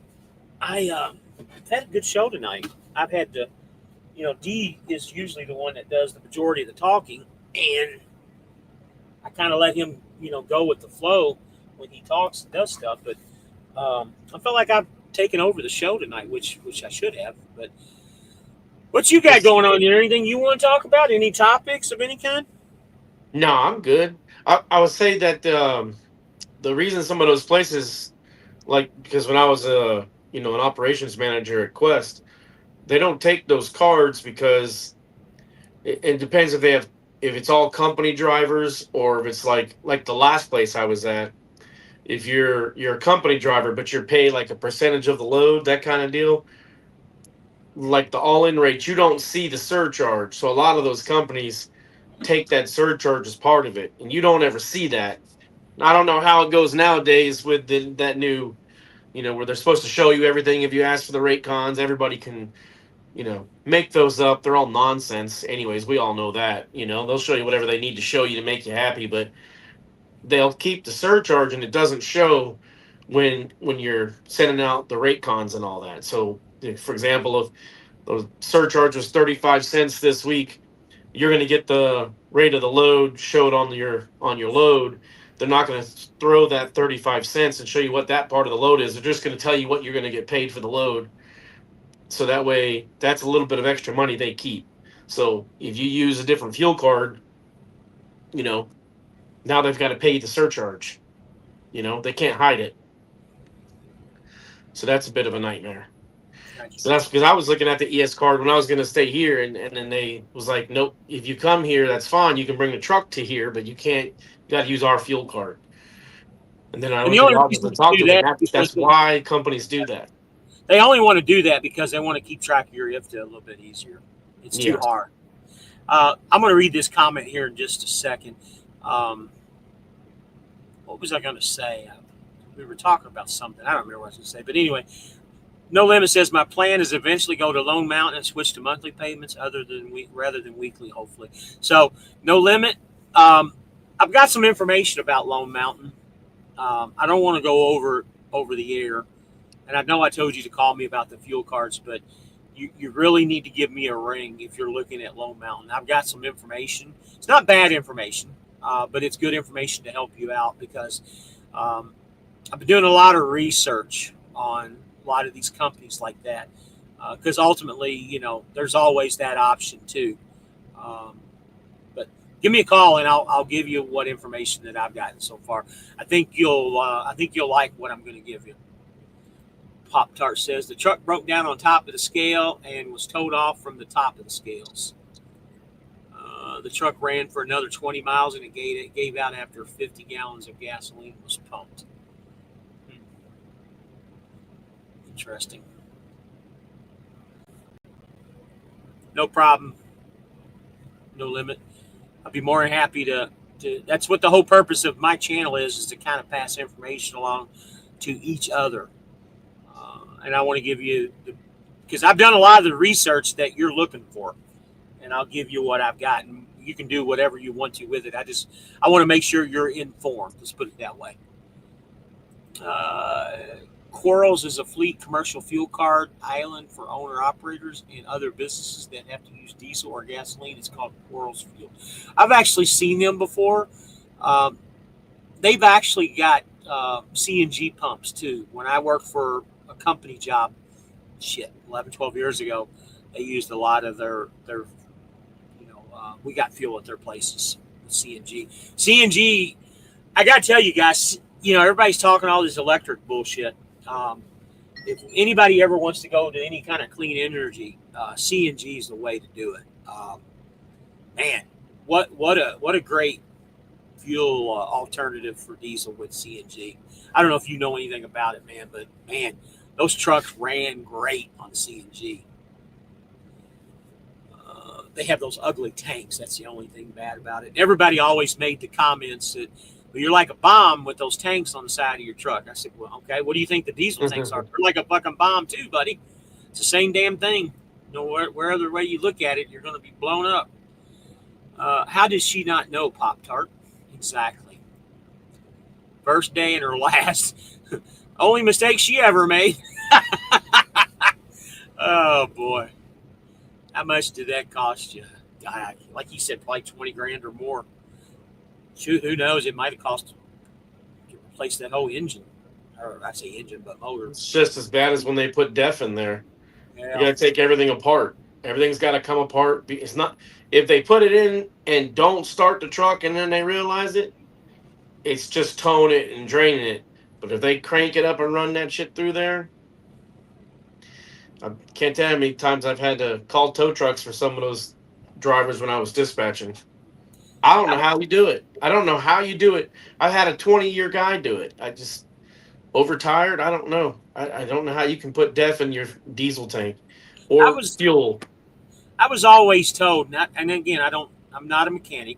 I don't quote that I'm a mechanic, nor do I know everything there is to know about trucks. But I was always told when you start tearing stuff apart, no matter how many miles the truck has on it, the car has on it, whatever motor it has, when you start rebuilding or taking stuff apart, it will never be the same way it was from the factory. And that goes with just anything, any kind of motor rebuilding. Mm-hmm. They always say, well, this is better than factory. I don't think there's no such thing as ever. I've heard that before too. I really have been a strong believer of leaving stuff the way it is. And I'm saying this because I'm going back 30 plus years ago. I was really big in the Mustang hobby, the 5.0 Mustangs, the notchbacks and the Fox bodies and all that crap. You remember all those days? Those square bodies. Well, the Fox bodies. I've had so many Mustangs in my lifetime, and all the guys, first thing they would do, they'd buy a brand new Fox body Mustang, 92, 93, whatever year. And first thing they do is they tear that motor apart, build it up to, the big common thing, because, they're 302s. They build them up to 306s, or they build them 347s, get a few more cubic inches out of them, basically put bigger pistons and bigger crank and rod in. Granted, cool, they sound good, and they're fast, but it would never be the same than what it was from the factory. And guys would do that left and right. And again, I like putting, aftermarket mufflers and systems on cars too to make them sound better, make them a little bit more healthier. But unfortunately, I think it deteriorates the car within time, in my opinion. Pop Tart says nothing, just a tow bill. We do all in-house work on everything. So there you go. Yeah, it is fun. I'm not denying modifying's not fun, but it'll never be factory again. Man, I've seen people spend money, not just these rednecks down where we live on these trucks, but just even in the cars. They'll go do all the shit to the engine and won't do nothing to the rear end and stuff. Rip the pumpkin off the back. I added an extra horsepower. What'd you do to the rear end? Nothing. But the engine sounds great. Yeah, now you spend 30 grand fixing the rear end and the back of it and everything else. They build these motors up. They wouldn't do shit to the transmission. They wouldn't do shit to the rear end. And the weakest link of all that is the drive shaft. The number one thing that you'd want to do when you're building these motors up is put a stronger drive shaft in there. Something that'll take the torque and the horsepower. Mm-hmm. Pop-Tart says that's correct, CNG. So CNG, if anybody doesn't know, it's compressed natural gas. 12, 13 years ago, there was a real big push for CNG. And the company that I work for in Florida, they had over 100 trucks that were CNG, and it was a real big push back then. They got a lot of money from the government, and the price their equivalent price per gallon compared to diesel was like a third. So we could run, and where I ran from Fort Myers, Florida, up to Tampa, Florida, from Tampa, Florida, over to Fort Pierce, over by where you're at, back to Tampa, and back down to Fort Myers, all in one night. It's right at 600 miles. We'd have to hustle, and we were on a 12-hour clock because we were running off a different clock. And anything goes wrong, a flat tire, anything like that, well, you're kind of screwed. And you would have to make other adjustments. But anyway, we would run those CNGs, and we'd get 700 miles out of the tanks of CNGs that we had, and the company saved tons of money. They gave us nice big raises. They had brand new equipment. All the equipment they had was no older than 2 years old at the time. And as far as I know, they're still running it the same way. So you have your own shop. Yeah, she has her own shop. Is what she was saying. They do all their work in house. No Limit says, with all the experience you guys have gained, what would you say is the best truck to run on to be profitable IC? You know, Almost no payment. yeah, that's probably the number one thing with no payment or the lowest payment that you can possibly get. There's no rhyme or reason. Everybody has their favorites. Peterbilt, Kenworth, Volvo, International. You can ask 18. 18 was a Freightliner guy. He still is to this day. He's still a Freightliner guy, loves them, but he ended up buying an International. Why? Because it was a cheap payment, and he's still making money. Any truck that you can make money with is a sound investment as long as it runs good. The truck run until it got loaded and got on top of scales, and then when it quit, it didn't stop after the gas was pumped. It stopped about 20 miles down the road, and we towed it in. Wow. Yes, I do. I have my own shop, and I do my own drop yard here in Raleigh, North Carolina. Next time I go to Raleigh, I'll have to get in touch with you. There you go. 18 says, no limit, the one you can afford, or the cheapest payment, like I said. Well, I agree. We're down to 19 people. We had 31 on here at one time tonight, which was pretty decent. Going back and forth. And again, sorry about the time going back and forth, guys. I originally, D called me earlier in the week and wanted to switch it to 2, and that's why I put the comment out there, the post, and called me this morning, said he still wasn't feeling good, wanted to know if he could pass. And I said, yeah, I'll run the show, but I'm going to move it back to 7, and that's what I did. Sorry about the back and forth. They had to blow out all the line and drain the tanks, and it's been running about a year now with any problems. Good deal. You talking outside clients might have to come see you for work. LOL. Yeah. So let me ask you this, Pop-Tart. Do you do work on other trucks, or you just do work on your own trucks? That's a good question. Is this something that maybe we can help you advertise a little bit if you're looking for work? It's all good, Fly Rabbit. It's the shit show. That is correct. That's why I make adjustments and move things around, because it's the shit show. It wouldn't be the shit show any other way. Taking. Yeah, I knew what you're saying, 18. That's why I asked her if she had a shop that took in people to have stuff done. It's always nice to have an outside shop. By the way, 18, there, Brian Jess that comes on here every once in a while, the one that's at SRO Logistics, he's got a shop over here pretty close to where we live at that works on just about everything, just to give you a heads up. I don't know if I've ever told you that or not. LOL, true. My fixed cost is $7.69 with an additional 14 cents per mile. 5 years, no balloon payment. Like I said, looking for a monthly. Now, no limit. That's a long time. Number one, 5 years. Number two, an extra 14 cents a mile. That's an extra couple $100 a week. That's not really that great of a. Well, I mean, is that 14 cents just going to them straight in their pockets, or is that 14 cents that's going into a maintenance account that belongs to you and it's for maintenance only? Is that your money, or because if that's 14 cents, they're just getting extra. That's, you might as well just say $7.69 plus the 14 cents is your actual truck payment. Well, let me give you another little thing to go with that too, No Limit. So, I got into this lease purchase game back in 2015. Me and another buddy of mine. He doesn't come on here. We talk on occasions. We went to a company that is no longer in business. The leasing company's still in business, but they're called another name now. Me and him both got, they weren't brand new. Mine had like 15,000 miles on it. His had like 25,000 miles on it. We got brand new 2015 International Lone Stars. That's the truck that everybody, either you like it or you don't like it. It's the one with the long hood, the big chrome grill. Well, me and him both got those trucks. I lasted about 3 months, went broke because the company was shit. That's why they went out of business. Well, guess what? My buddy stuck with it, and eventually they end up when Amazon was really getting big back in 2015, 16, they had all those Amazon trailers. So he was literally running Amazon shit from Miami to Orlando to Tampa to Miami and just back and forth up into the Panhandle. He was staying in the state of Florida and still making really good money doing that. Well, he literally just paid his truck off in 22. And the month that he paid it off, guess what? Engine went. Oh, so when you get a his loan or the lease on those trucks back then were 6 years, not 5 years, 6 years. Well, guess what?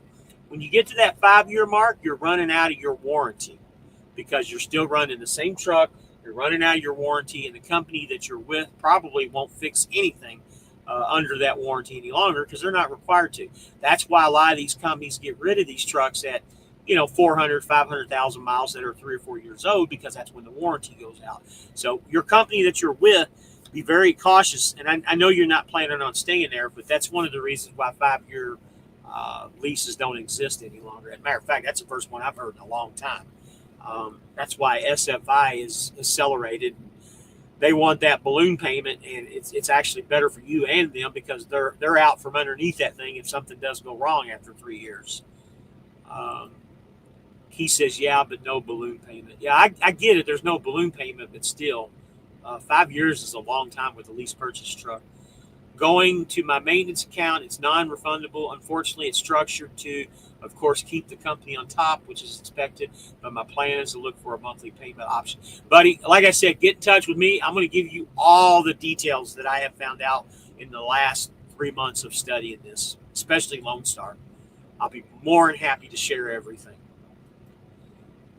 Could potentially be an extra $420 at 3,000 miles you're giving away. Yep. So Newman says, I'm late. Who brought the lube? This isn't a Diddy party, buddy. I mean, I brought the juice. Speaking of the juice, man, I just watched that Netflix series on OJ, man. That's probably the best one I've seen yet, dude. You know, and I'm going back to my law enforcement career here.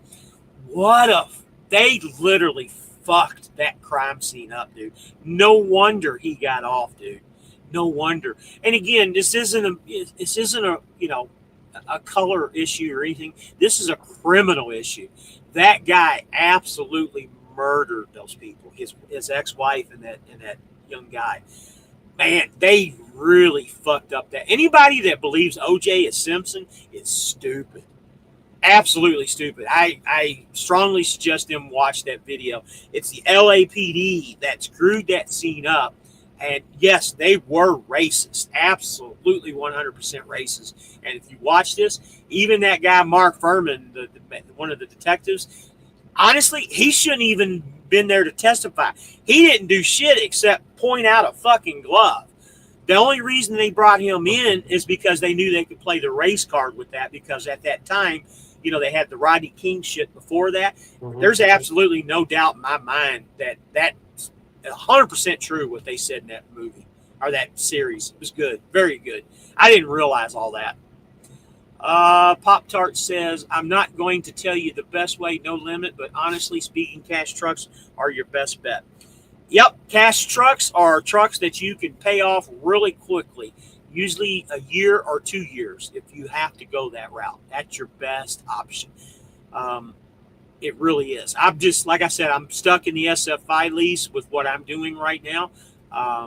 It's not the best option, but it was the option that worked for me. $21,840 a year. What's $21,840 a year? 5 years is $109,200. I think he's talking about what that 14 cents adds up. Oh, that's exactly what it is. Yep. No, sir, we do not offer service to the public. Okay, there we go. Potentially. Yeah, you're right. Potentially. It just depends on how many miles he drives in that week. Cash equipment is cheaper than buying a car or pickup or a motorcycle. Now you don't have to buy the latest, greatest shoe shine. You're exactly right. And again, like I said, SFI was offered to me into the situation that I brought upon to myself. Um, I've made money consistently with an SFI truck as long as you look at it as a monthly basis. You can't really look at it at a weekly basis because weekly stuff, you might do really well one week, you might really do horrible the next week. You got to do it as a monthly basis, or even sometimes even a yearly basis. Um, I've consistently did six figures with an SFI truck this whole year, this whole past year, and even with the Swift truck and other companies that I've been with, I still made six figures. And let me tell you something: doing it at Swift, making six figures, ain't easy. You got to run.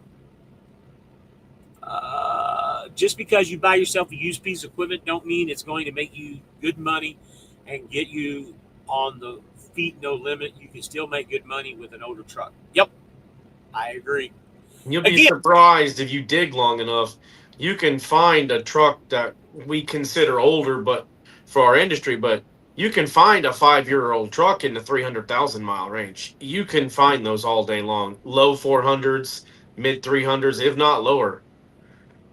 Just got to have a little bit of cash put down generally.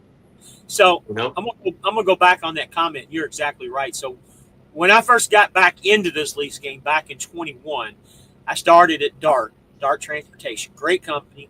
Me and Trucker Todd have talked about them many a times. Got no issues with Dart. They've got some crazy ways they do the shop. They kind of did him wrong at the shop. And Todd, if you're watching this, you can agree to this, and I know you will. Good company. Just some of the way they do stuff. There's a few guys that come in here on occasions that have worked at Dart. I had a 2018 Kenworth T680. Just like you said, at that time, it was in 21. It was almost a 4-year-old truck. And I had 260,000 miles on that truck when I started leasing it.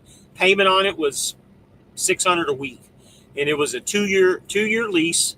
And at the end of the lease, I could buy the truck if I wanted to for $5,000. I believe that's what it was. Don't quote me on it, but I believe it was. Very inexpensive truck. When you did the math, it was right in line to where it really needed to be. I wasn't getting screwed. I didn't think at all. Enjoyed working at Dart.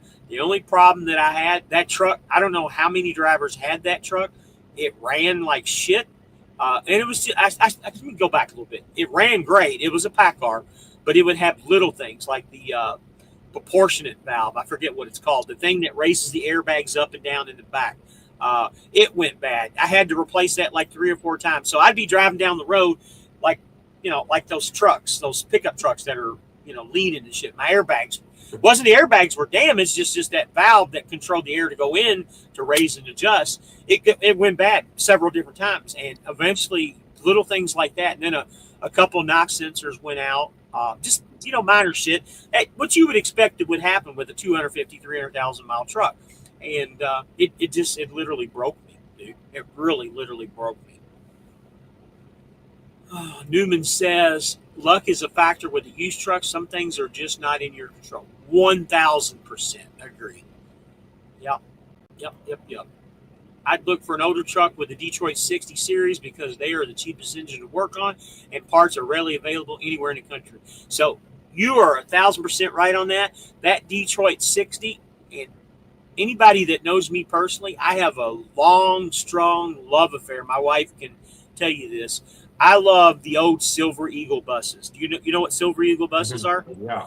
Those are the Trailway buses, not the Greyhound. Greyhound had them for a few years, but they're the old Trailway buses. If you ever watched the Journey video, Faithfully, that bus in their video, that's a Silver Eagle.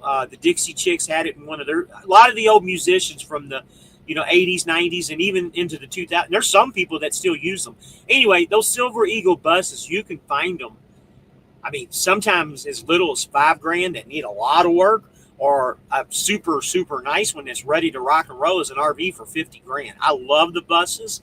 They still have the chrome down at the bottom. They are just sharp. But almost every single one of them buses that you see have been converted to the Detroit 60. And I think some of the later ones even came with the Detroit 60 because, just like she said, it's the most readily available motor there is. And that is 100%. The Detroit 60 is a 350 Chevy motor of trucks. Absolutely no doubt. Um, you buy a cat, well, it's best. It's best, but they tax you for parts. Yep, agree. Cat's a good motor too, but hard to find. Cummins are great, but Detroit's are just realistically reliable. Yep, I agree. I just don't like Freightliner. I hate Freightliner, but I love the Detroits. There's actually plenty of older trucks for sale in my area or nearby states. I just don't think older trucks were reliable. Now you guys have me reconsidering. Well, it depends though, because just because you see a guy's got 5 or 10 trucks on his lot, don't mean he's the one person you want to go. You still want to go to a reputable dealer. You know, there's tons of them. Please, no limit. Like I said, I've done this research. Call me. I will give you the cheat code that I have found out with that. And you get a manual, it's cheaper because automatic transmissions are expensive. It goes out. Yeah, I agree with you. They are cheaper, but I just don't want to drive a manual transmission in a truck anymore. I've driven all of them. You know, that Lone Star that I was talking about, that thing was a 18 speed. I'm sorry. It was an 18 speed. Twin splitter, 18 speed. Now, once you got going, that thing was a beast. It was a Cummins ISX, so it wasn't the X15. It was the ISX. And believe it or not, I believe it was a 550 horsepower motor. So it was topped out. That son of a bitch it would get to 80, 85 miles an hour with no problems at all and stay there all day long. Man, I had fun with that truck. And it was good looking too. Howdy, shit show peeps. What's up, James G? I've never seen you on here before. Thanks for coming in. Might want to check the replay. We've talked a lot of shit show stuff today, man. It's been a good show tonight. A lot of participation with the guest on here. Newman says it's impossible to find a 60 series where the truck hasn't been destroyed by foreign drivers. Yeah, that and he ain't wrong. yeah, you're right. And the other thing with that too, and there's be a little bit of a discussion about deleting and stuff too. A lot of those Detroit 60 engines have been deleted. Again, I'm not trying to get into a conversation whether it's good, bad, or indifferent with the deleting situation. Me personally, I would rather have a truck that still has the emission stuff on it because honestly, I like to be able, if I need to or want to go to California, I want to be able to go. I want to be compliant as much as I possibly can. And I agree with you guys. The trucks run better without the shit. I agree 1,000%. But I don't like being limited to stuff. That's my thing, and that just limits you. And there are a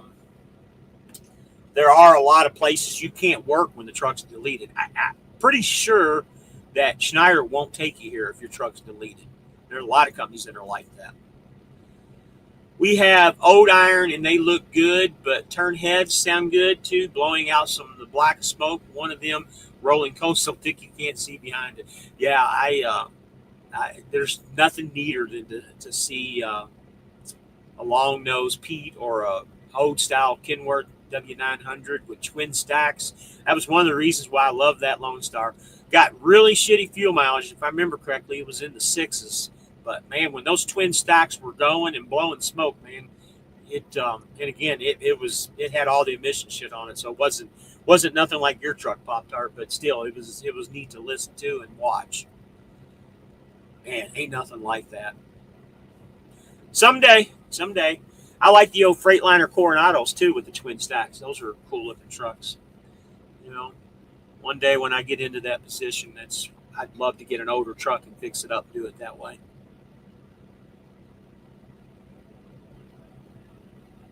Man, oh man, oh man. So James G, you're new to the show. What company are you working with?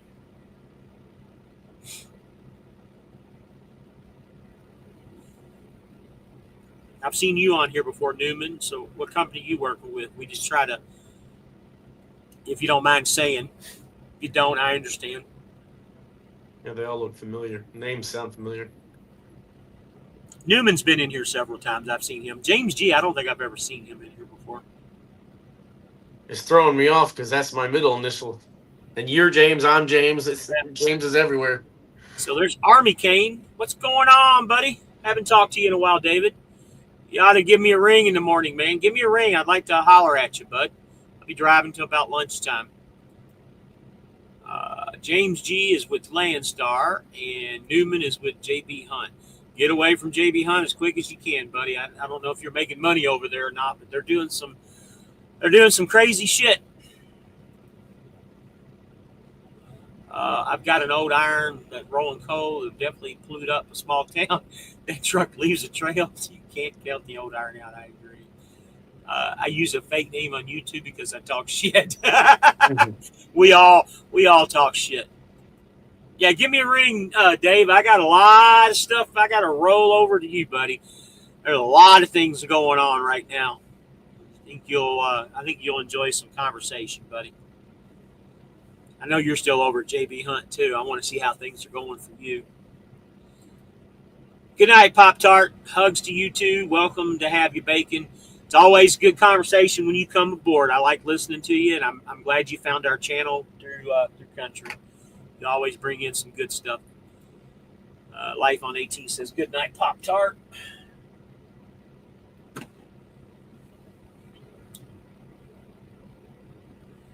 Thanks for coming in.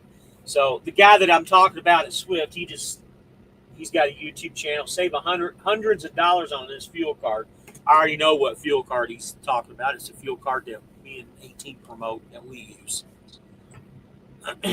That's me selling this property and that land puts me in a better position to where I can actually start using that fuel card. Oh, and by the way, that fuel card, that ES Advantage, you need to get that damn thing as soon as you can. And again, I'm only telling you this to help you out. Anybody in here listening, get that card, because what it does, all you have to do is to use it one time throughout a month period. I mean, literally what I do is I put $25 or $50 on the card, and I put just a little bit of fuel in. And I'm only saying this here recently for the last couple of years because I've never been able to afford to put $2,000 or $3,000 on the card to fuel my truck for the week. I've never put myself in that position. I've always had something come up. But now that I'm in that position, that's my project in the next couple of weeks. But anyway, all you have to do is use that card one time a month, and it puts you up to platinum status with Loves. And I know they don't like you talking about it on here, but to me, they're not paying me any money to tell them yes or no or anything, nor do I take any money. But Loves, you get showers free for the whole month. You get free drinks, sodas, coffee, whatever, for the whole month. And all you have to do is use that card one time a month, and you constantly have showers. What do you mean? Remember, when you go into Loves, you got to pay with the? Nope. You got a Loves card, right? Yeah. Okay, so what you do, you get this fuel card that I'm talking about. Yeah. You put it. I think they make you put $100 on it at the beginning. Once you put that initial $100 on it, all you have to do is use that card one time a month, whether it's DEF or fuel or whatever. Yeah. Use that one time in a month, $5, $1. It don't matter how much you do, as long as you do one transaction with that. Just remember, one transaction, it costs you money. I think it's $1, $1.50. Yeah. Put $20 of fuel in your truck, just so you say that you've done it. You got fuel, or you got showers for the whole month.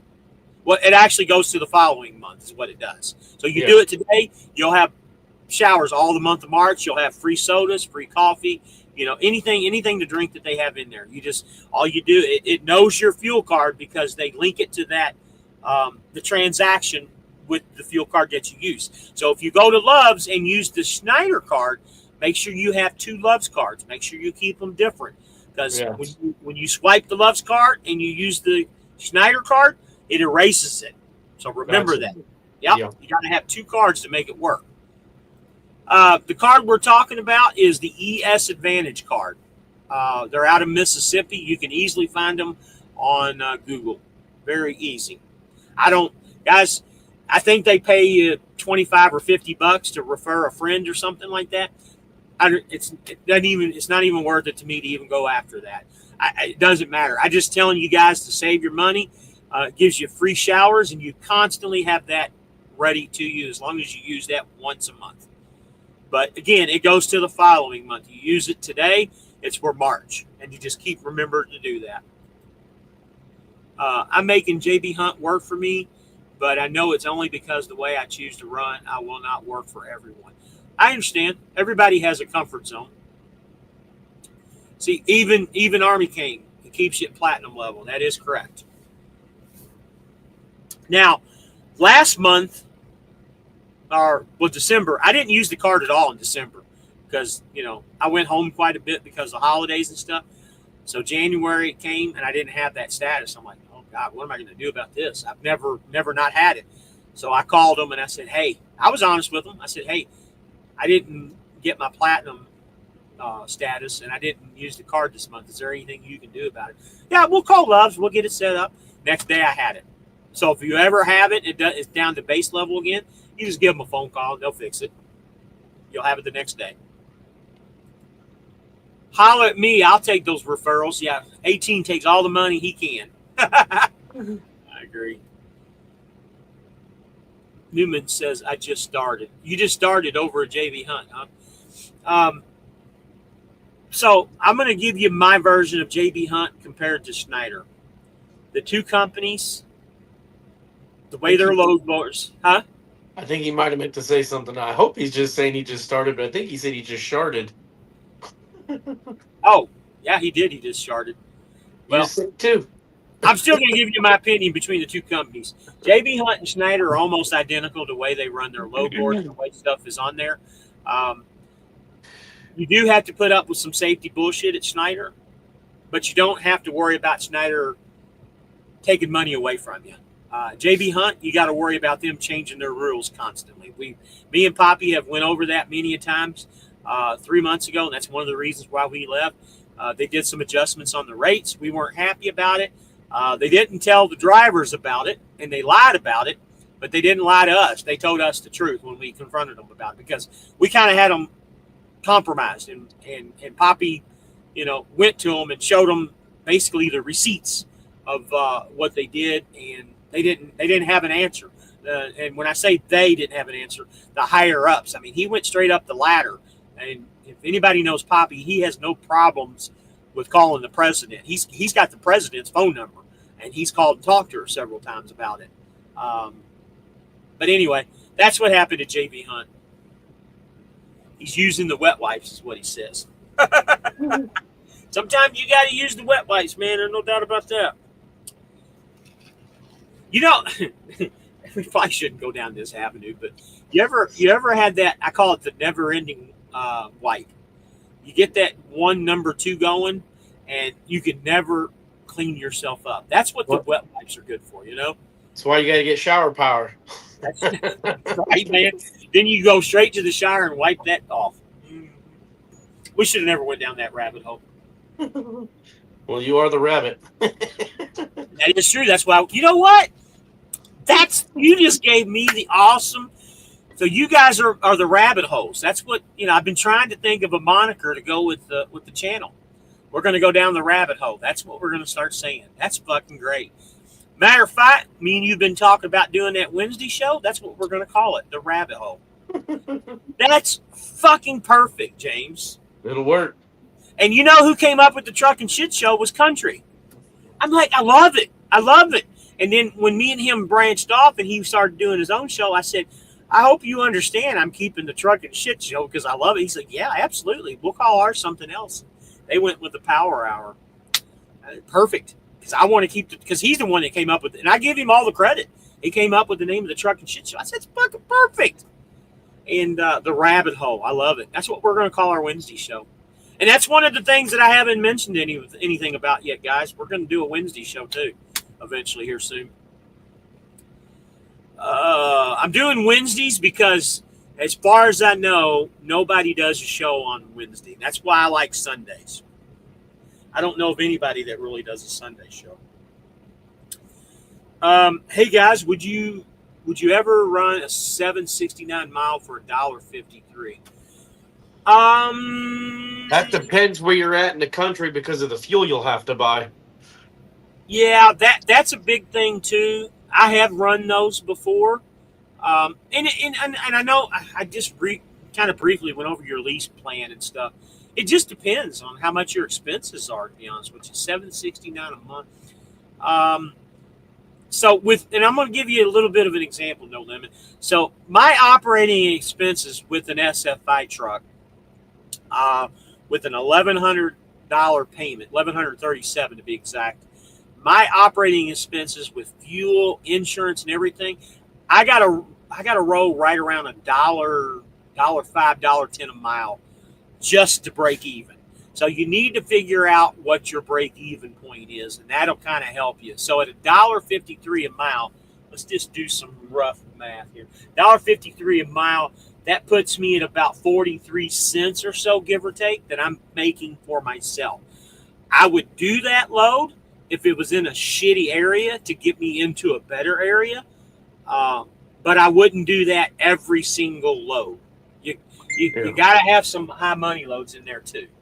I mean, there's a lot of little things to figure where you are. Is it the end of the week? Is this the last load that you could find just to finish, like a little icing on the cake, like your Saturday to Sunday, get it done, and you know what I mean? But it's not great, but it's not necessarily awful. I mean, if you're in Mississippi going into Texas, you're only going to pay $3 and barely and change a gallon. So you might make a little more money off that than you would if you were getting fuel in Pennsylvania, or New York or something.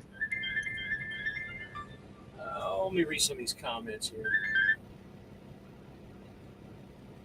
The Frito-Lay dropped again at the beginning of February, and they canceled roughly half all the loads. Yeah, that was a very big issue with and anybody there was. I'm gonna go back to JB Hunt because you're there. Me and Poppy, we had a great thing going when I first went over there. That I would have never left Schneider if Poppy didn't have this great thing going. He had all of the higher ups and in his realm to call and talk, and we were getting those Frito-Lay loads, and we had a Toyota dedicated account that ran from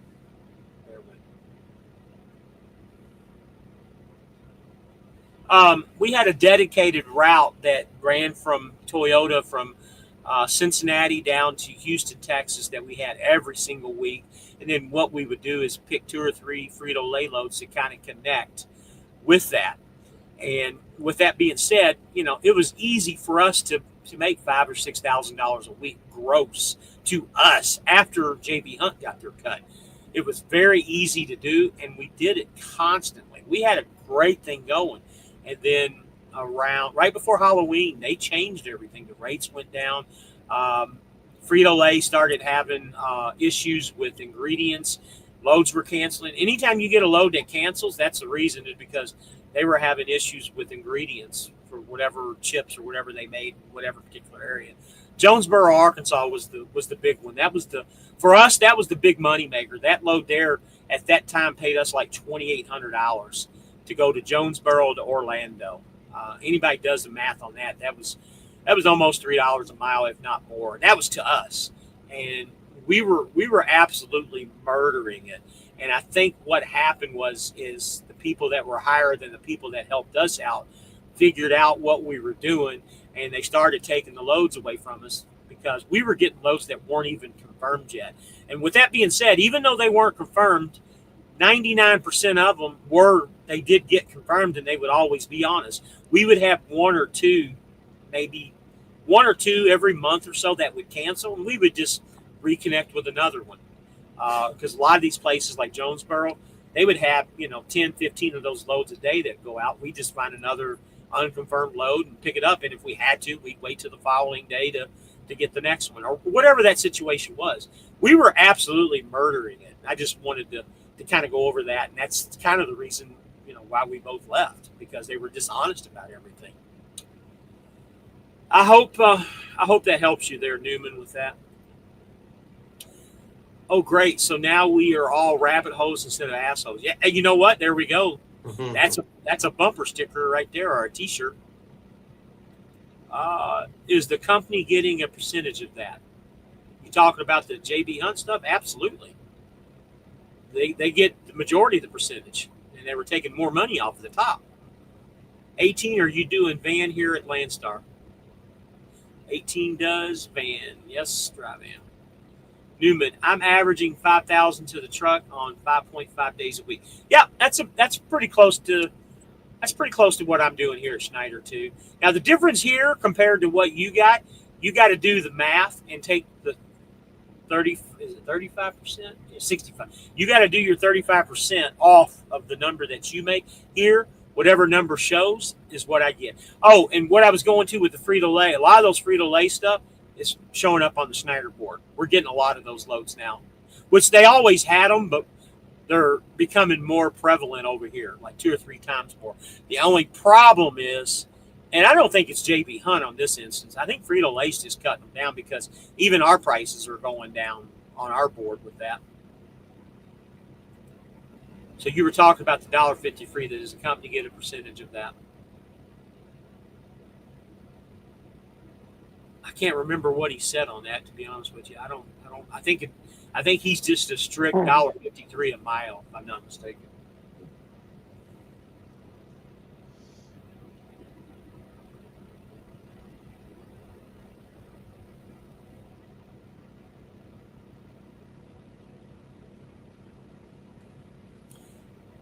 No Limit says, okay, so that's Pennsylvania to Wisconsin. I get about 140 gallons, 337 in Ohio.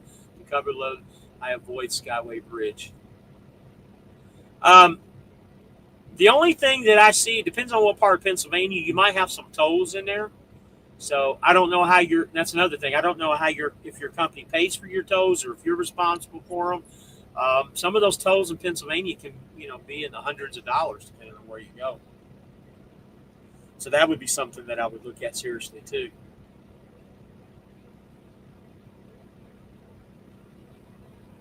Well, we're caught up on questions here. I got to tell you, man, I think this has been one of the better shows that I've done in a while, dude, with participation, questions, everything.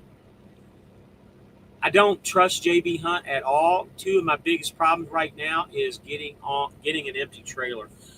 Unfortunately, man, that's at every company, man, with the empty trailer situation, and I don't get it. Schneider has 5 or 6 times the amount of empty trailers as it does, drivers and tractors. But I can't say that I've honestly, other than yesterday with the trailer incident that I had, but that really wasn't. Well, it was Schneider's fault, but the empty was there. They just didn't pre-plan ahead of time to get the code to get the trailer out. I've never heard of that before, but I've not ran into getting a trailer issue anywhere I've went. Even I've been home twice now since I've come over here, and each time going back out, I've not had any problems getting an empty trailer going out, which is usually where people have problems getting empty trailers is when they go home. I've not had that issue. Now, I'll have that issue when I go home next time because we've talked about it. But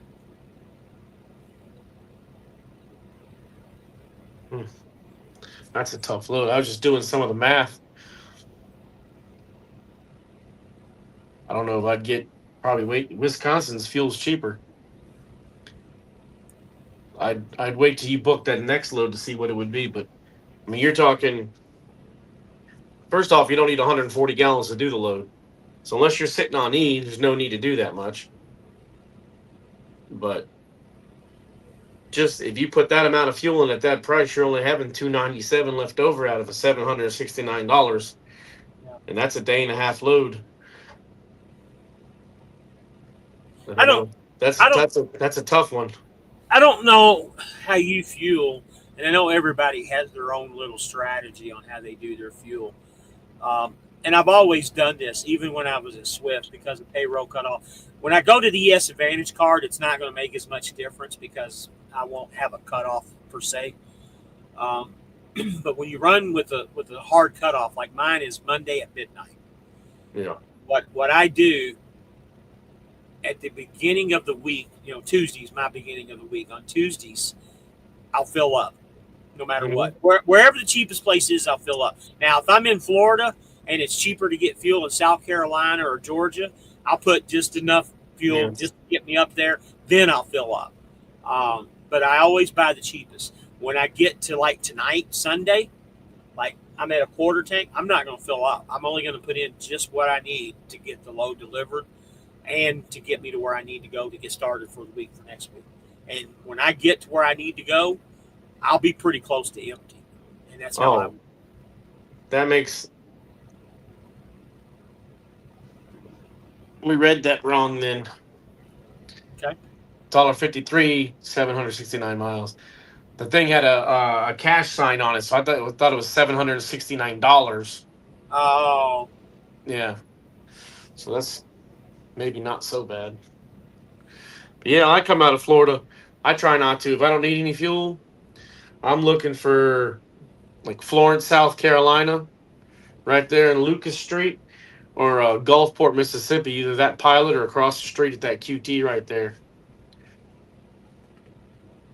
so Mr. Hunky Dory says, I wanted to ask, how are the fuel discounts compared to Landstar, by the way? If you're asking about fuel discounts at Schneider, their fuel discounts suck.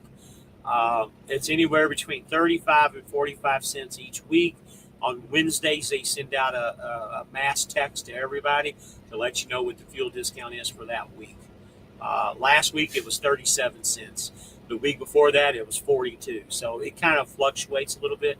And you have to go to the Pilot Flying J's, not the 19s. It has to be a Pilot Flying J's to get that discount. If you go anywhere else, whether it's QT or Love's or any of the other places, it's 5 cents. No, it's okay. We already talked about that. It's his mistake. Mr. Hunky Dory, I hope that explains to you that the best places to get fuel discounts are Landstar, JB Hunt, and Prime. And I think Prime has the best discounts of anybody from what I've been told and what I've read. I think Landstar and JB Hunt are right there kind of together. Matter of fact, I think they might even use the same exact fuel card. I could be wrong. 18 would know that. But I think their discounts are real similar. Because they have they have pretty close to the same discount.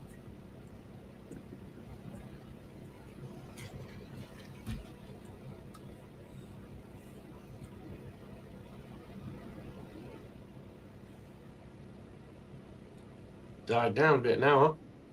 Believe it or not, we got 25 people still on here. Nobody's asking anything or saying anything. What the hell's going on, folks? At the 2-hour mark. I understand Central Gulf area of Florida here. Gotcha. Yeah, there's not a lot of. If you're in Florida, what I've always found out, the best fuel to get in Florida is Jasper. I mean, if you need fuel, that Pilot there in Jasper is the cheapest place to get. The Busy Bee is usually within a couple of cents too, right there. Exit 283 on I-10. Yeah, right there in Live Oak. But even with that being said, you still got to look at the QT, because you got QT as soon as you cross into Georgia, mile marker 18. If you can make it that far, you got the QT. So you kind of got to look at your options is what you got to do. ES Advantage beat the F2F discount. Yep. ES Advantage always beats. The only thing ES Advantage does, well, they still beat JB Hunt and the other places, but it's just by like 5 cents. It's not much every time.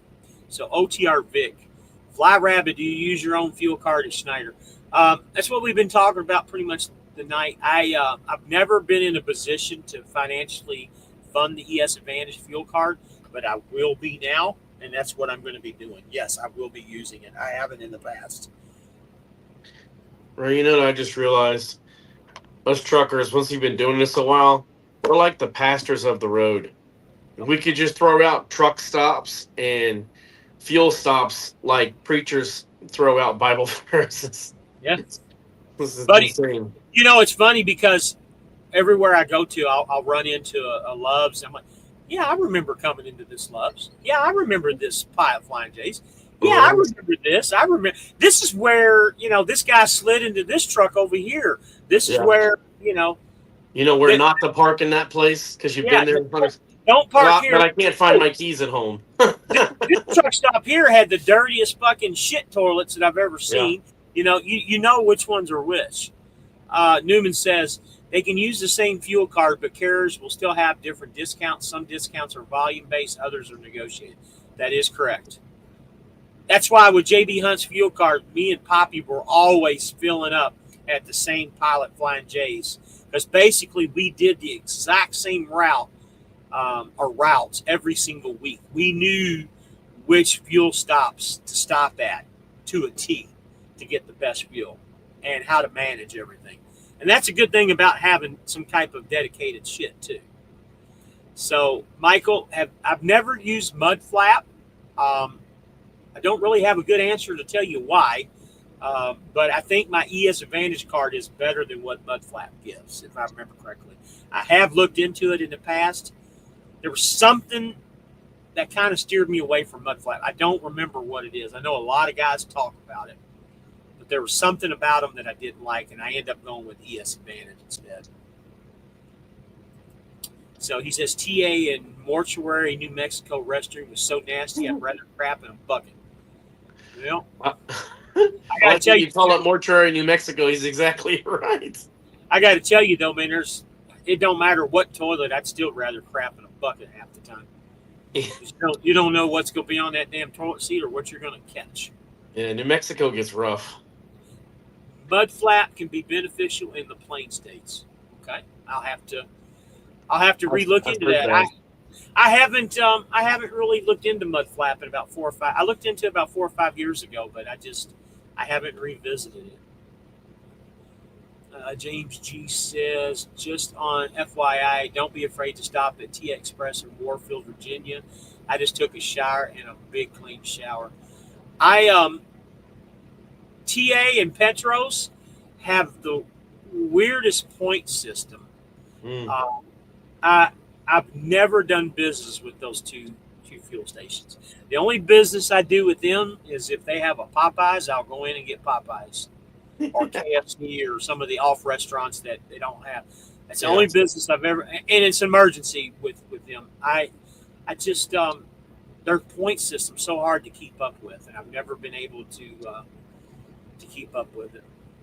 I know a lot of guys like them, but they're just not that many nice ones around. No, it's all they're a lot of them are nasty. The Expresses seem to be better, but those are newer. So carry one of those pocket-sized bottles of hand sanitizer wet down the toilet seat, and it will wipe the toilet seat down before you sit down, nice and clean before you're hiding. You know, Keith, that's actually a great fucking idea. I have never thought about that before. I keep the little spray aerosol. Okay. I don't use the paper ass gaskets, but I just yeah, I can't use those, man. Hell no. I just spray it down and wipe it down. That's and I pick and choose between 2 or 3 of them to see which one's cleaner, or I'll just buy a shower with, or once you've been out long enough after a week, you've got enough showers pretty much everywhere. I just get a shower, go get a clean one where it's clean in there. So Michael says, I bet you all feeling it. Mom and Pop is going to get you some bad fuel. I don't feel it any Mom and Pops. I don't know where that came through. The closest thing to a Mom and Pop that I feel at is a QT or a Circle K. That's about an extreme of mine. 7-Elevens have had some problems in the past year. Now they're starting to have 7-Eleven truck stops, but I'm sure it'll get better. I don't think I've ever fueled at a 7-Eleven. I haven't. I've just saw some CDL news. So speaking of that, I want to go into something. You just kind of brought me into something. So 7-Elevens, if you're in the Charlotte, North Carolina area, I don't know if you watched this guy. The guy's name is This Guy Trucks. And there's been several of them, but he made a whole hour video about it where they booted his truck and he got fuel there. They had truck parking, for like 10 spots, and they still booted his truck, and 7-Eleven wouldn't do anything about it. It was one of those high profile boot companies that go in and boot people and shit just to make money. Nobody could really give him a good answer of why his truck was booted, even though it was parked in a 7-Eleven truck stop. And it cost him $2,500. So I do not do any business with 7-Eleven because of that. The other thing, too, that I kind of wanted to put out here, and I don't know if you guys have been keeping up with this, but there's an ice pick bandit running around in South Georgia and in Arkansas now, too. Have you seen that? He's in Arkansas now, too. So when you guys stop anywhere south of Macon, Georgia, along I-75, all the way into the north part of Florida, I advise you guys don't stop at those truck stops for a while, man. He's popping all 18 tires on these tractor trailers and the tractor and the trailer and everything. And it's costing thousands upon thousands of dollars upon trucks. And he's not just doing one, he's doing 10 to 15 at a time. I don't know how he's getting away with it. There's video of him out there doing it. They've got pictures of the guy, but he's still out there on the loose. Now, the guy in Arkansas, I don't know if it's the same guy or if it's a different guy or whatever. And I don't even remember what part of Arkansas it is. I don't go to Arkansas that much anymore anyways. But, guys, be very vigilant about where you park. And 90% of the time that he's doing this, he's doing it on and off ramps of the highways where people sleep and shit. There have been some truck stops, but majority of it's been on and off ramps. I just kind of wanted to go over that. So that dude gets caught, he's going to get murdered. There's going to be someone out there who doesn't have a goddamn future and not care and put that guy in the ground. So Bubs is getting a Whataburger in Texas. Yeah, I heard that. Right. So Michael's asking me, Popeyes, is that on the carnivore diet? LOL. Well, it's chicken. It's meat. As long as you don't eat the breading, I don't see where it wouldn't be on the carnivore diet. Pull the skin off and lick it so you can get that flavor and then just eat the meat.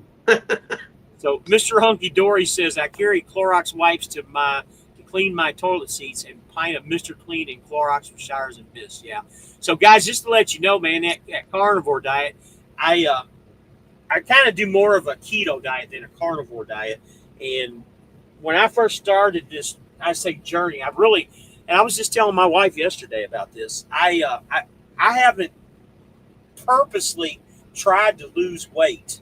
I've just cut back on a lot of stuff, and I kind of watch what I eat a little bit more heavily, because I mean, there for a while I was just eating everything all the time. I've gotten really picky about what I eat and how I snack, and how I do things. I've went from when I was at Prime in 21, I went through their process. I got on a scale and I was 305. I've never been over 300 pounds in my life. It literally scared the shit out of me. They told me that I was going to have to do a CPAP study. And anybody that knows that shit, once that gets on your CDL, it stays on it. I end up leaving because of that. I didn't feel, not only that, I didn't feel comfortable with Prime at the time, because that's the time COVID was going around, mask and getting your shots and all that bullshit. It's no big secret how I feel about all that shit. I've talked about it before. And I don't care if YouTube demonetizes this, because I'm not looking to get paid off YouTube shit anymore. I'm tired of fucking with YouTube, trying to get everything approved. And I've talked about this with Country. For whatever reason, they've just given me the runaround. So I don't really care anymore about that. They don't pay you enough money for it anyways. But anyway, I went from 305 to where I weighed this past week when I was at home. I'm down to 235. And I haven't done jack shit other than just I walk through the parking lot at the truck stops a little bit more than I used to. I purposely get out of the truck, make sure I make a trip up to do this or do that or go to the bathroom, wash hands, whatever, and just watch what I eat. And I've lost a little bit of weight. But anyway, that's all I want to say on that. So my wife, the joke behind this is the Poo Poo 2000 is the best wash and spray. So you get you a 5-gallon bucket, get you 8-gallon garbage bags from Walmart. They fit perfectly in the 5-gallon bucket. Go to Amazon. You can get the toilet seat that fits right on the bucket. Guess what? You got an emergency toilet. And me and a buddy of mine, Chris, he comes in here every once in a while, Oklahoma City Chris, and we joke around all the time because it's no big secret. Everybody has a piss bottle. So I had when we did teams at FedEx, I had my piss bottle, and I told him about it. He was kind of new in the business.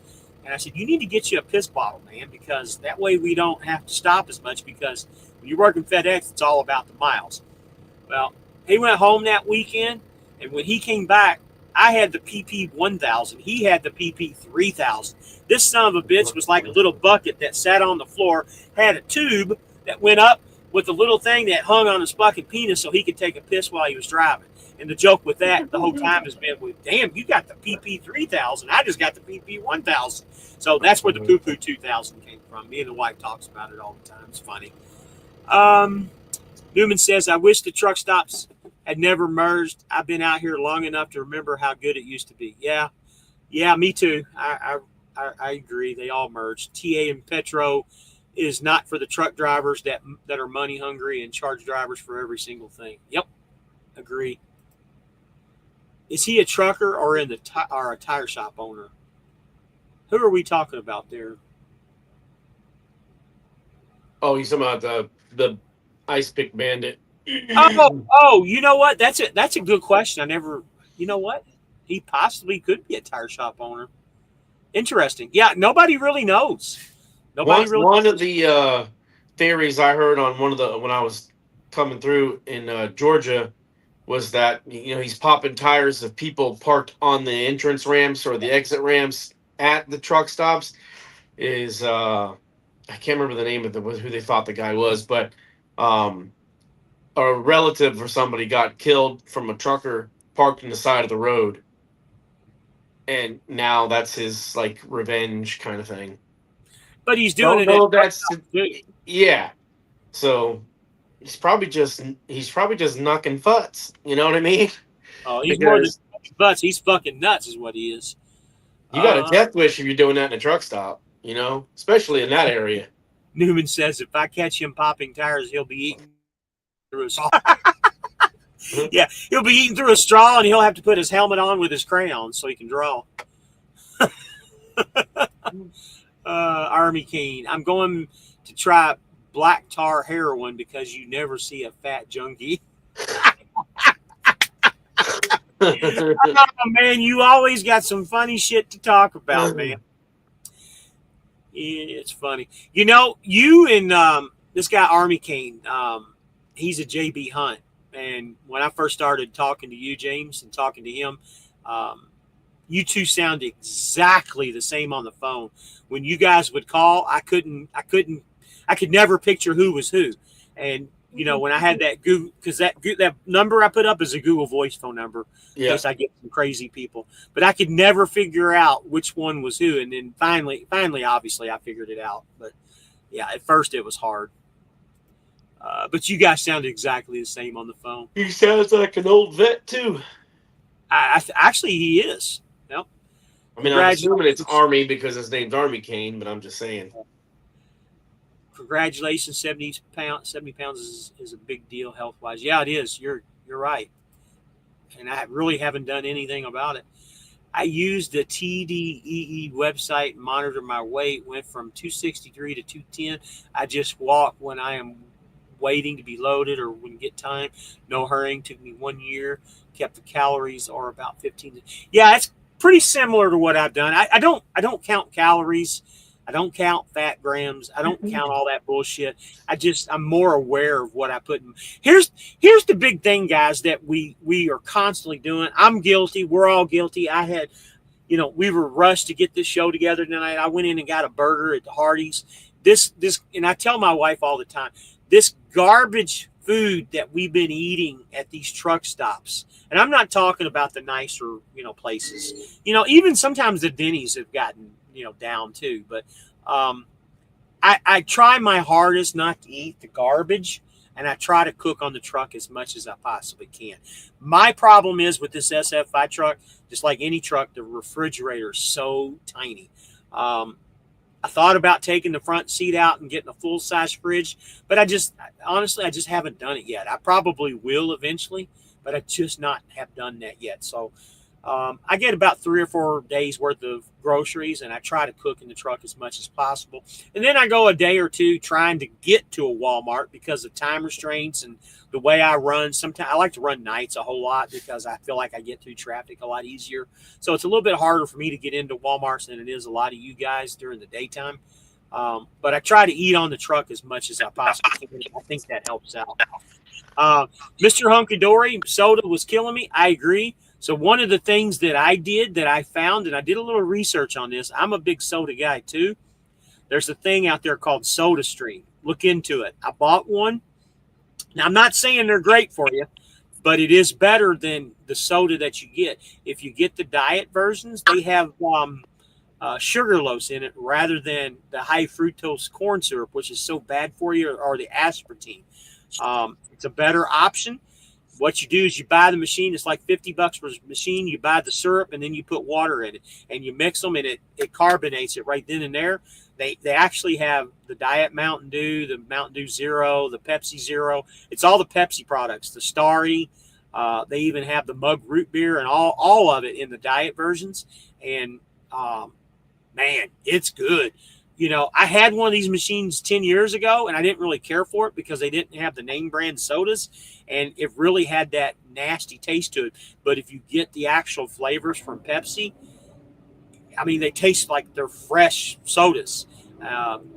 Anybody that knows anything about me, one of the best sodas that you can possibly get is from McDonald's. Go to McDonald's and get a Coke or a Coke Zero or a Diet Coke. To me, the Diet Coke is the best thing you can get at a McDonald's. And the reason is because it's a pre-mix. It's mixed from the factory. McDonald's is the largest customer for Coca-Cola, and their shit is mixed from the factory and shipped in that way. Whereas you go to Love's or Burger King, that shit is called post-mixed, where it's mixed separately, and it's never 100% perfect. So when you're making the batches on this soda stream like I am, there's a line. You put the water up to that line. You put the syrup up to the line on the cap, pour it in, and it's almost about as perfect mixture as you can get, like you would get at a McDonald's. The only negative draw, it's Pepsi products rather than Coke products. I'm really not a Pepsi guy, but I'm making it work and it tastes a lot better. So let me show y'all something. Go ahead. Look, this is what I got the mirror. I don't know if I can. This thing, $257. I can't turn the camera around, but I can put a month's worth of meals in here. Well, I just got these today, but I mean, you can do a whole month's worth of home cooked meals, and then put a little bit of extra. You know what I mean? Right. So and it's called Viver. You know, and you get a regular plug-in, and it also comes with a cigarette lighter plug-in. So you got either way. And I put that thing at -4 on both sides. You can do one side of fridge, one side of freezer. But if you add it together with whatever truck fridge you come with, even if it's that shitty Freightliner fridge, take out that front seat, set that thing over there. I mean, I can go nearly a whole month and then just have to buy like coffees and stuff. Really? And when I was looking at I was looking at the Dometic fridges. Them damn things are like $600, you know? Yep. And my wife saw this. I was like, we'll give it a shot. Man, that thing. How much did it cost? $257. Okay. Well, I found me a fridge on Amazon. Like you said, I do a lot of freezer stuff. I do a lot of meals that are, pre-made stuff. With this fridge that I found, it's a 50-50. So the fridge is 50 and the freezer's 50, because a lot of times it'll be 75-25 or whatever, and the freezer a lot smaller. So this 50-50 deal, it's literally $220 for the fridge, and it's like a little dorm fridge, but it's a 50-50 deal. That's going to be one of the first things that I'm going to buy here in the next couple of weeks. I really want to do that. I agree with you. Dorm fridge and that thing right there, I mean, saves so much money. But when you run out, you get that one burger or that one slice of pizza, and it's like, uh-oh, that was good. Let me get another one of them. Now you spend $15 on wings. I tell you the truth, I'm gonna have to get with you and look into that, because I think I'm gonna end up getting one of those to go with the fridge that I'm gonna have to have extra. Because if you can put that much food in there, I mean, I'm all for that. I mean, that would be great. Those the trays that you get for the little like a little cooker at the truck stop, for like this thing. Yep. This one, I get the smaller trays, and I can put 24 of those in there, and then I can still throw a couple other extra things in there. So my wife keeps texting me, telling me how to run our show. She says we need to quit talking about little personal kitchen devices and stuff. We need to talk more about trucking shit. what I got to say to that is that's a part of the trucking shit, is to talk about these devices that we can get, because these are like little tiny homes on wheels that we have, and Yeah. it saves money, absolutely saves money. And I'm not digging at you, darling. I'm just making fun of it more than It anything. I know saves your health too, though. Sometimes, making at fun of it. least the less that you eat in the truck stop, the more likely you're gonna feel a little better. You know, you And eat them home cooked meals for 2-3 weeks. can you see that she's already sent me the link to your Vivor refrigerator thing, Yeah. even though What's she coming up now? Huh? Is it still 257? Let me see here. I'll tell you. I'm going to go through these comments here in a second. It is. I got a lot of comments that have popped up since we started talking. Come on. I'll look at it here in a second. It's loading. I'm in a bad internet area. Army King never went to JB Hunt. Was a Schneider, then F2F, but about to go back to reefer. Again, Army King, give me a call before you make that decision, man. Schneider's changed. Hey, grab my glasses. Changed for the better. Yeah, you need to get away from F2F. Congratulations, Mr. Hunkadory, sugar and refined carbs. That's right. How do you divide home time and road time? Do you do like a couple weeks out and then go home? So everybody always asks me the secret to my success on how I do things. So the Vivor thing that she found for me, you can get one all the way from $109 all the way up to $249. I think you probably got the 40 quart. Yeah, you got the 40 quart one. Mm-hmm. $249 on Amazon. Keith, the secret to my success and how I do things is probably completely different than a lot of people. I have a major obstacle that a lot of guys don't have, and that's I live in Florida. I've said that many a times. I don't really have a good answer to give you. I try to come home, every 2 to 3 weeks. It might stretch to 4 or 5, depending. It just depends on what's going on. When I get a load that this week, and again, I'm still experimenting with a lot of stuff. This week, I've got 3 loads that go into Florida, and I've got a little bit of deadhead out. I'm just bouncing back and forth. Like the load that I'm on now, I started in Bowling Green, Kentucky, goes to Tampa, Florida, Brooksville, Florida. And then I deadhead from Brooksville, Florida, all the way up to the Atlanta area. It's 400 miles deadhead. I get it. I understand that. But the load paid me enough money to make it make sense for me to deadhead to go up and do it.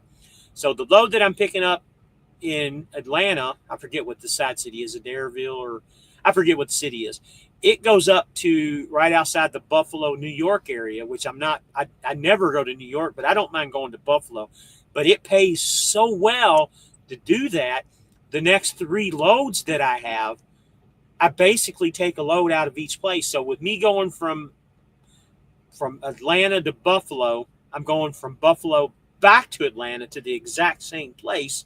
And from Atlanta, I'm going to Lakeland from the same exact place.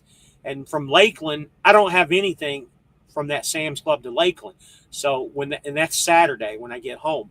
With that being said, I'll go home for a couple of days, and just depending on what's going on, I'll probably go back out Monday or Tuesday and do it all over again.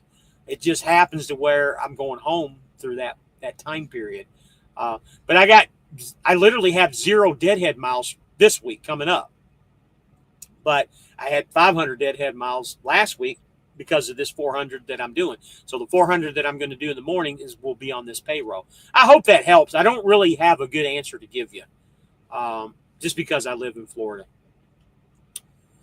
Mr. Hunky Dory, thank you, Nicole. It was easy, but if I want a piece of cake, I eat it. No dietary restrictions. Yep. Just remember, my wife, Nicole, has a hole in her name. Just remember that. She has an H in her name. She always said when we first met, she has a hole in her. You get that, James? Oh, yeah. Okay. That's what she used to always tell me when we first met. Just remember, I got a hole in my name. Army King, you can take out the factory fridge and put in a 4.5 cubic fridge. And yep, that's one of the things that I've been talking about doing, buddy. I don't want to do a whole lot of stuff to this SFI truck, though. That's my only issue right now.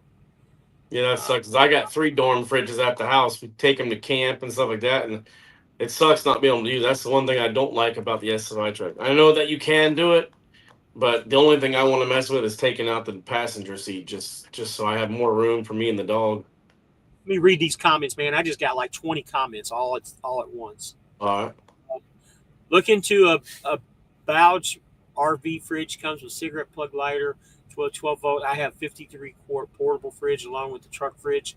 Cook food for 12 to 14 days more if you ration. Yeah, I got exactly the plan that I'm going to do, and it's going to work. Yeah, everybody has their own little breakfast and dinner. Everybody has their own little plan. I've got my plan. I just got to put it into place. I get the same thing every time. I get fast food diarrhea. Yep. It's because honestly, the food isn't designed for. I mean, honestly, a lot of this, even years ago, and I don't know if anybody remember this, but they did a survey and a thing on Taco Bell. They found out the meat wasn't even wasn't even made for human consumption. And we're eating this shit. You know what I mean? It's not even for human consumption or domestic fridge. And that's exactly what I'm going to end up doing, No Limit. I'm going to put a dorm-style fridge in here is what I'm going to do. LOL, I make sweet tea now, 3/4 cup sugar to a gallon of water. I got a mini freezer, 558 calories to a gallon. I just get free ice here and there, better than 6 and 7. Yep. Again, everybody has their vice, and I get what you're doing. You're doing the sweet tea thing. My vice has always been soda, and it's just something that I can't give up. And I think my option is really working out. Or will. Unfortunately, I left the machine at home this week, and I didn't want to go out and spend the $50 and get another device, but I think I'm going to have to.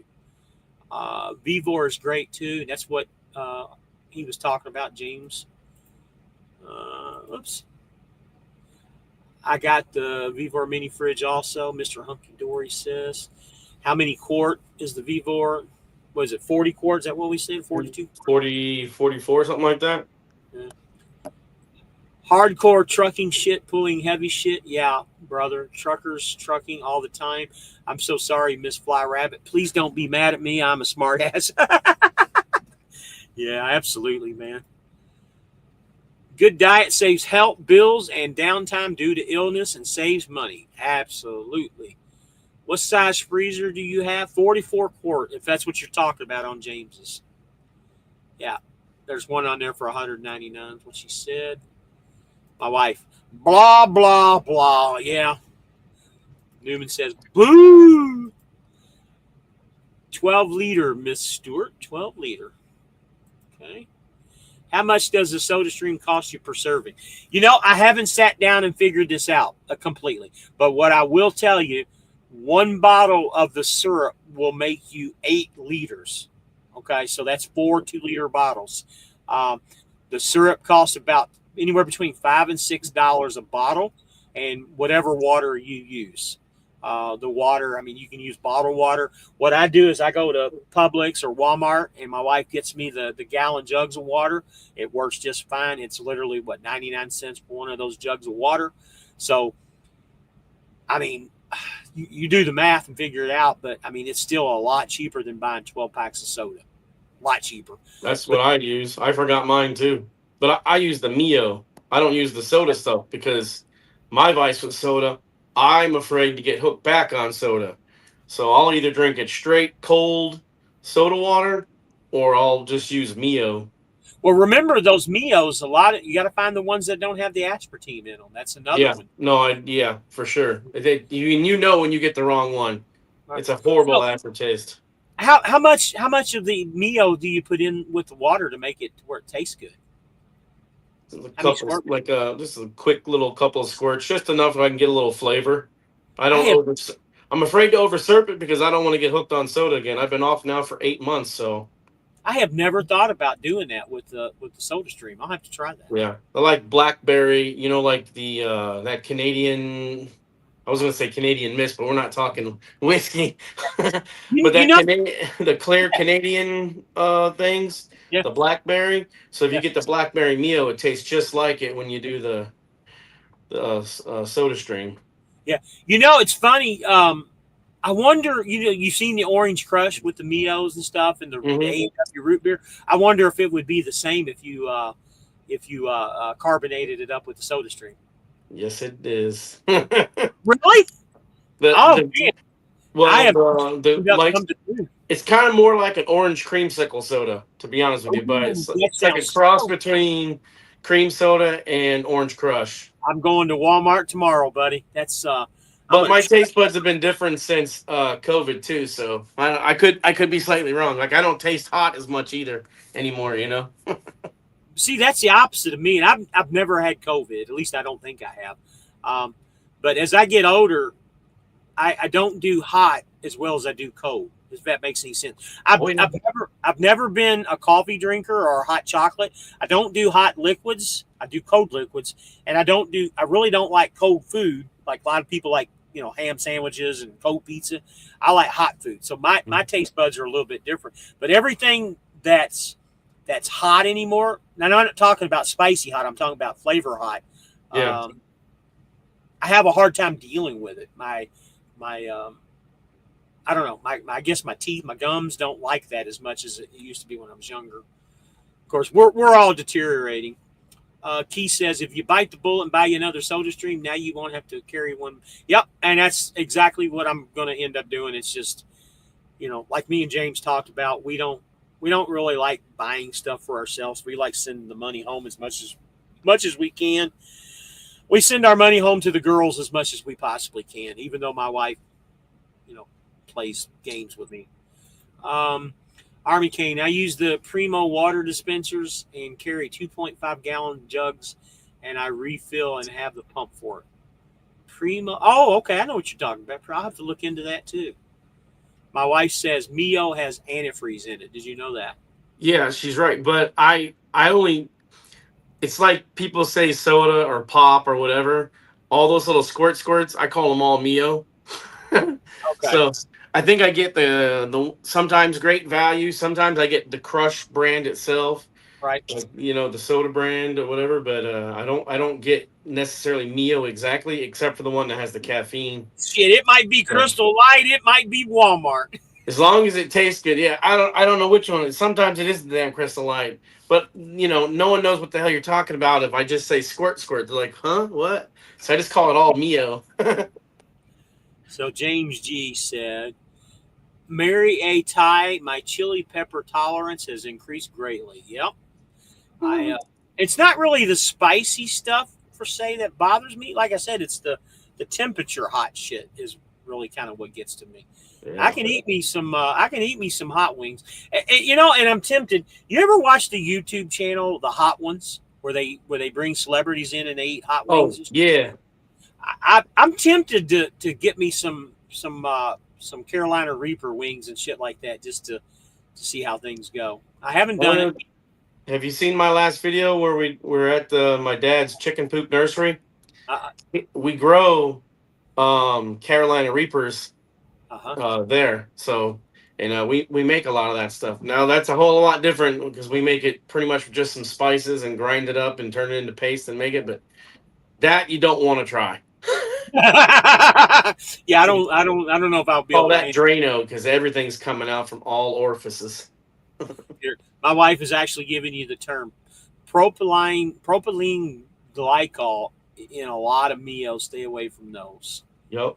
That is the what you call it that she was talking about, antifreeze. Lesser of two evils. A couple drops of that squirt, or get hooked on Mountain Dew again. I don't know, man. Sometimes they say that, and that's been the big discussion. Sometimes the sugar is better for you than some of these additives that they do, dude. Well, things You like that, Mountain Dew and stuff. People with I know I have some ADHD, and one of my sons does. You take a drink of Mountain Dew and have the opposite effect where it doesn't make you go hyper; it just chills you out. Well, you remember, I haven't seen them lately, but you remember a couple years ago, and I'm saying, I say couple, 5 to 10 years ago, there for a while, Pepsi, Coke, all these were making the real cane sugars for a while. You remember those? Yeah. Oh yeah. They quit making them all of a sudden. No, you got to get the Mexican soda now. Yeah, and sometimes I think those sodas are actually better for you than some of this shit that we drink. I just my vice more than anything in the world is the caffeine-free Diet Cokes, the Diet Cokes in the gold cans. I don't know why. My wife even has discovered this too. I don't know why, but for whatever reason, to me, they taste better than any other Coke because they're just a tad bit sweeter. They're almost like drinking a real Coca-Cola back in the day with real sugar in it. I don't know why, just because they don't have caffeine in them or whatever. They just, to me, they're a lot more sweeter and they taste good to me. Yeah. Especially on a hot day, a caffeine-free Coca-Cola with a lot of ice. Let the ice melt a little bit and get just not watery, but just kind of water it down a little bit is the best tasting drink in the world, in my opinion. That's the only way I could drink soda. I can't drink it just straight out of the can. It is I not can, cold enough. but I like having it. I always have to have ice too. I have a set limit after net that goes home to the truck needs retirement fund. I've been paying my home off ASAP 1 to 2 extra payments a month. Yeah, I haven't. That's my goal in the next year. I haven't got myself to that position yet, to where I do that. My wife is telling me, no Carolina Reaper, James. It will make you sick. I think you took it too far there, darling. She keeps texting me this stuff instead of just put it on here. But if you get a bad cold and you're stuffy, you just now your nose is clear. Here's a question for you, Nicole. Keith says, isn't propylene glycol the same thing they make vape liquids out of? That's probably a good question. We need to go back to the days when we had actual cocaine in the Coke. Yeah, none of us would have jobs if that was the case. That's cocaine fun. in the Coke and no logs. Yeah. And no sleep.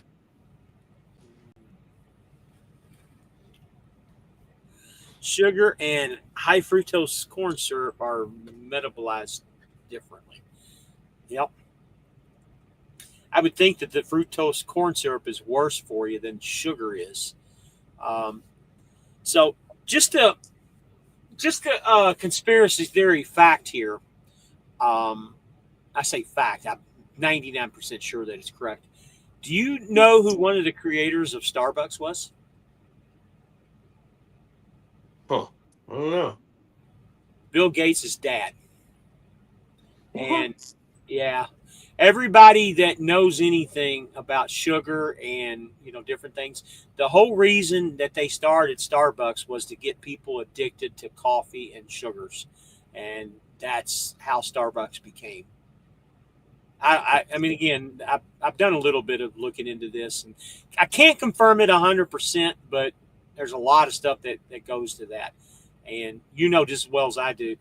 I mean, when you go to Starbucks, how much money does it really cost to make a coffee like that? I mean, is it really worth $5 or $6 a cup? I mean, they probably have 20, 30 cents of coffee in it with a little bit of sugar. I mean, think about it. It was a great idea, and I think Starbucks is about old as, I think you're my age, if I'm not mistaken. I think 1971 is when Starbucks was started. I was born in 70. I could be wrong on that, but that was the time period that, somewhere in the late 70s, early 80s, they started putting high fructose corn syrup in the sodas. And the only reason I remember this growing up in, the Kentucky area, Louisville, Big Red is a drink that's very popular in that area, in there and in the South. And I remember when they made that transition to high fructose corn syrup, it changed the taste of, especially Big Red. I was a Big Red drinker. I just absolutely, I love that soda more than Diet Coke. But I can't. It's too sugary now. And with the high fructose corn syrup, it has a chalkiness to it, like they dissolved a piece of licorice in it or something. Even the real sugar ones you can get at the bottles at Cracker Barrel, they're too sweet. I can't drink them anymore. And I grew up on these drinks. And the Starbucks, same thing. They started this sugary coffee shit back in the 70s and stuff. Army King says nose is clear and shithole is on fire. Asshole is on fire. Mr. Hunky Dory, just Google LOL. Yeah, fructose is far worse. Yeah, I I know my wife has done all that research. To waste to a dozen, 2 ways to a dozen eggs. I wish she could spell. Just do what's best for your body. Eat more red meat and water. 1,000%. You know, our bodies. We're carnivores. We were designed by God to be carnivores. I don't understand. I've never understood the vegan concept. But again, like she says, whatever works for you, it works for you. I don't know if you've ever noticed that too, and I've told my wife this before too. Have you ever noticed that vegans are usually really fair skinned? Have you ever thought about that? It's because they're not getting the pigment from the protein to their bodies. Mm-hmm. They're force feeding themselves the vitamins and the minerals through pills and things like that. And your body doesn't digest it the same way. Keith, buddy, I could keep your ears filled with some of the shit that I've read and some of the stuff that I know, especially when it comes to government. Some of the shit I can confirm. Yep. That I refuse to because I don't want Men in Black to show up at my door. Yeah. Feel free to call me anytime, Keith. We can talk for hours about conspiracy theories. We can compare, things. The only thing that I ask you, and sometimes, me and D talks about it all the time. He thinks I'm a little bit more far right than where I need to be, but I'm about as far right as you possibly can be and still be an independent. I'm not really a Republican. I'm more of an independent. But some of my theories are so fucking far right because of all the shit that's been going on the last 10 to 15, 20 years. Me and you could have conversations for days about stuff. I promise you that. Just have an open mind. That's all I can tell you. Can't we do it on the Wednesday rabbit hole show? And we go down the rabbit hole on Wednesdays? You know what? It's that might be an option that we can do, brother. You know what? You know what? Once a month conspiracy show? Hey, instead of doing a recruiting show, that's what we ought to do. We ought to do a conspiracy show. I at this point, I don't think we'll get shut down because I think a lot of that shit's over with. I think we could have a good show on conspiracies. Anybody in here agree with that? Because we were going to call it the Rabbit Hole Show anyways. We came up with that earlier. Anybody got any comments on that? Maybe having a conspiracy theory show? I think it's a great idea. I'll be wearing my aluminum hat so I don't have one of them military planes zap me with the directed energy. Guys, I'm telling you, man, we could have some good conversations on this. My wife will probably join up on that too. Red meat and veggies. I'm not a veggie guy, and they're oxidants. I can't remember. My wife knows the name. They're not good for you either in some cases. Depends. Protein, Big Red and cherry wine and pure horde. I love Big Red, and cheer wine or whatever doesn't even compare to Big Red. People compare it all the time. I couldn't get into cheer wine. I know why people do. It has a decent taste, but it's just not for me. Big Red gum is good also. Yeah, it's more of a cinnamon gum. I don't know why they call it Big Red. It's more cinnamon. Big Red, just if anybody's never had a Big Red soda, just imagine a Mountain Dew with all the sugar in it, but it's not even cherry. It has its own it's called red cream soda is what it's called. It's kind of like a cherry cream soda in a roundabout way, but it really isn't cherry flavored. I don't really have if you never had one, get one. Remember, they created new Coke because they needed to switch the sugar on regular Coke. Yeah, kind of, sort of. I'm going back before they even brought the new Coke. Back in the late 70s, before they brought new Coke, again, this is conspiracy shit. They wanted to control humans a little bit. I don't want to say control. That's probably not the right word. They wanted to take everybody off the sugar and put them on high fructose corn syrup because it was cheaper to get or make, or it was genetically made better. Or I don't remember what the reasoning was. And they did this in the 70s, late 70s, like 77, 78, 79, somewhere in that area. because I remember when it happened, Jimmy Carter was the president, and it was a big deal. And all these companies, and then right after they did that, I think somewhere around 1980, 81, that's when Diet Coke first came out. A lot of diet stuff came out. Diet Coke came out. Believe it or not, Miller Lite was the first beer that came out that was a light beer, and then Bud Light came out right after that. But there was a lot of changing around, and a lot of this stuff, the high fructose corn syrup, and and then New Coke. I don't even really remember the reason why New Coke even came out. I think they were just marketing, trying different new things, and New Coke was so awful that they had to go back to the original formula of Coca-Cola, and it really had nothing to do with the high fructose corn syrup. Then they did the clear soda for a while, didn't they? Or was that Pepsi? That was Pepsi. Yeah, Pepsi did. Nuts, berries, beef, fish, poultry, and natural diet. Yep. So the clear Pepsi that you're talking about, they actually brought that back about 5 years ago, and it didn't last but a couple months. You remember that? Yeah, it was like a specially release or something to see if people would buy it. Yeah. I spent several years reading and watching and listening as well. Buddy, I got to tell you, man, I've got a conspiracy on just about everything government related right now. And I strongly suggest, I don't know how anybody feels about September 11th when that all crap happened and stuff. I really, if anybody's never seen it, just YouTube it. YouTube a program called Loose Change. I strongly suggest you watch it. It'll open up your eyes if you're not familiar with everything that happened on September 11th. Everything in that Loose Change movie, I mean, I believe all of it. I really honestly do.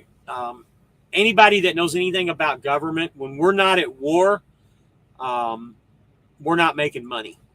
United States of America, up until a few years ago, was a corporation.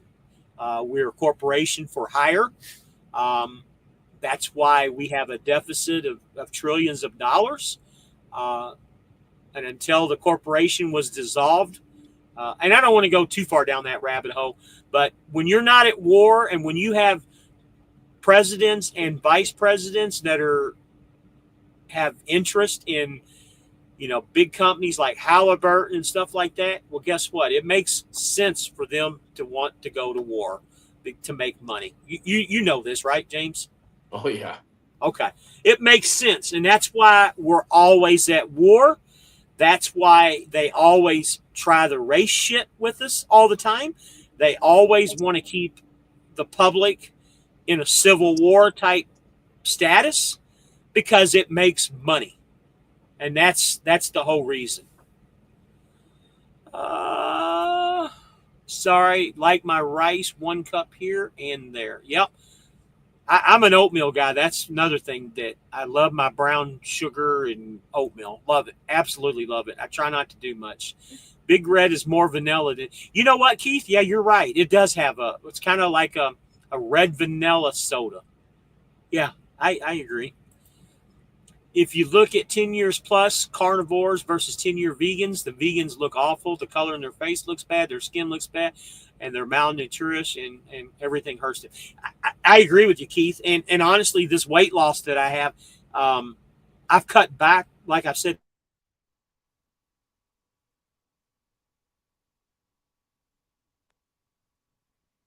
I'll eat like earlier when I first stopped this afternoon, I had a steak.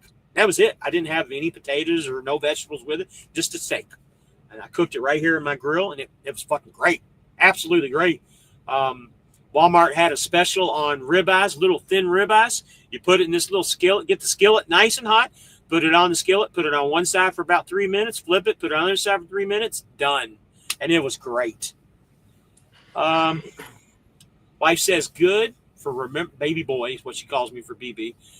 For remembering, yes, oxalates. Yep, oxalates in the vegetables. Couldn't think of the word. Most people don't know that the U.S. was a corporation. Yes, sir. U.S. corporation was dissolved, from what I read, in 2019 by President Trump. And this is no big secret. I don't know if you can Google it, but you do a little research. It was filed in court in Tallahassee, Florida in 2019, to where our corporation was dissolved. we're kind of running as a republic right now, and that's how the new country is going to be. It's going to be a republic. Everybody always talks about the democracy. Well, we were never a democracy. We're a republic. U.S. Patriot Act. Privacy concerns and civil liberties, potential abuse of surveillance powers. Yep.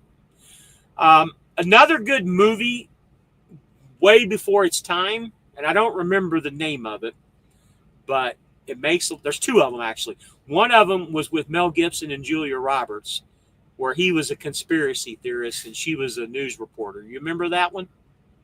I'll have to look the name of it, and I'll tell you. The other one was with Will Smith, and it was Enemy of the State. You remember that movie? Yeah.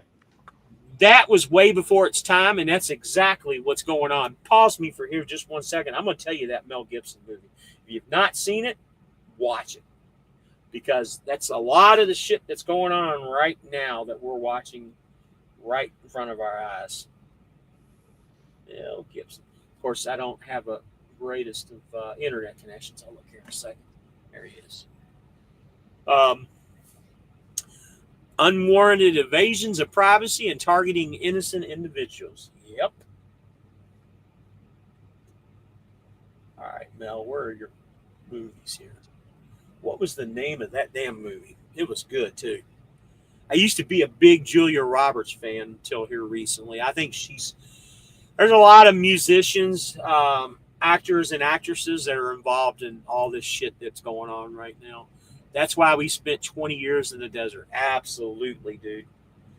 Name of that movie was...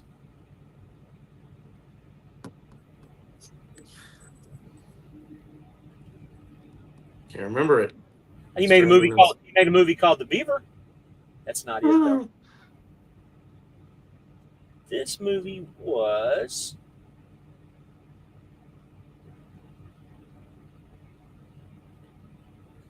Actually, it's called Conspiracy Theory. Made 1997. That's the name of the movie, Conspiracy Theory. What a great movie. Of course, Mel Gibson's one of the good guys. Is the carnivore diet expensive? You know, here's the thing. It appears to be expensive because you're buying steaks, but when you do the numbers and with the shit that you don't buy, it's actually cheaper, if that makes sense. I have a hack for that. Yeah, what's up? I mean, obviously, I'm not doing it now on the truck, but when I'm not on the truck, I eat 90% that way, you know. I mean, I eat a lot of leafy green vegetables because we have big gardens and nurseries at home. But, you know, I used to be a meat cutter like 15 years ago or something like that, 12 years ago. And if you go to Sam's Club or any of those big box stores where they come in the big cryovac chunks, you know, the whole muscle, now, my favorite cut of meat was always chuck roast, any form of chuck, okay? And it's cheaper than the other stuff, you know? But before they cut it, you can buy the whole chuck roll, right? And let's say maybe it costs you $75 to $100.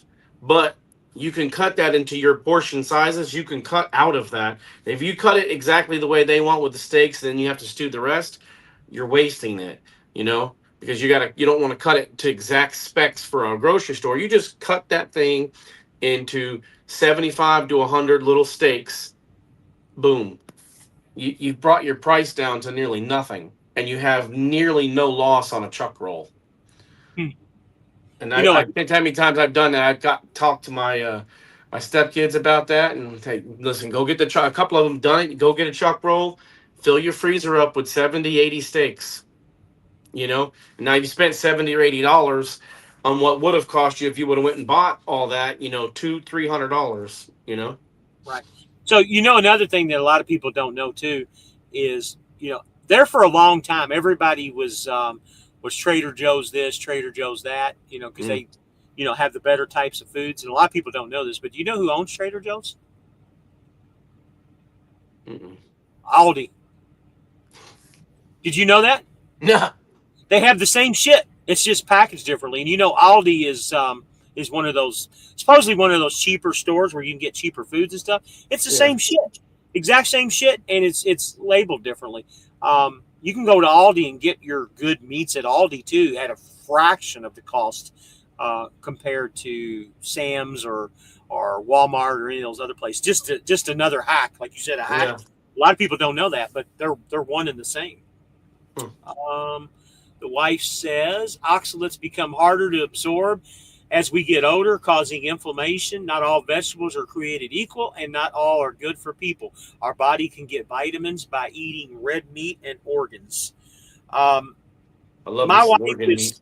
my wife is no biologist or no scientist by any means, but she does do a lot of research, and she's been studying this shit for about 10 years. And we've been on this path for a long time. Conspiracy report. Yeah, it's conspiracy theory. I just looked it up. But yeah, you know what I'm talking about. Yes, yes, rig pig, depending on how you eat. Yeah, and again, he's right. And what happens is with the carnivore diet, especially with me, it makes you eat more. Instead of eating 3 times a day, like the government has always told you, they got their different types of food groups and shit. Well, with the carnivore diet, instead of eating 3 times a day, you might eat 6 or 7 times a day. But guess what? They've always told us that red meat is bad for you.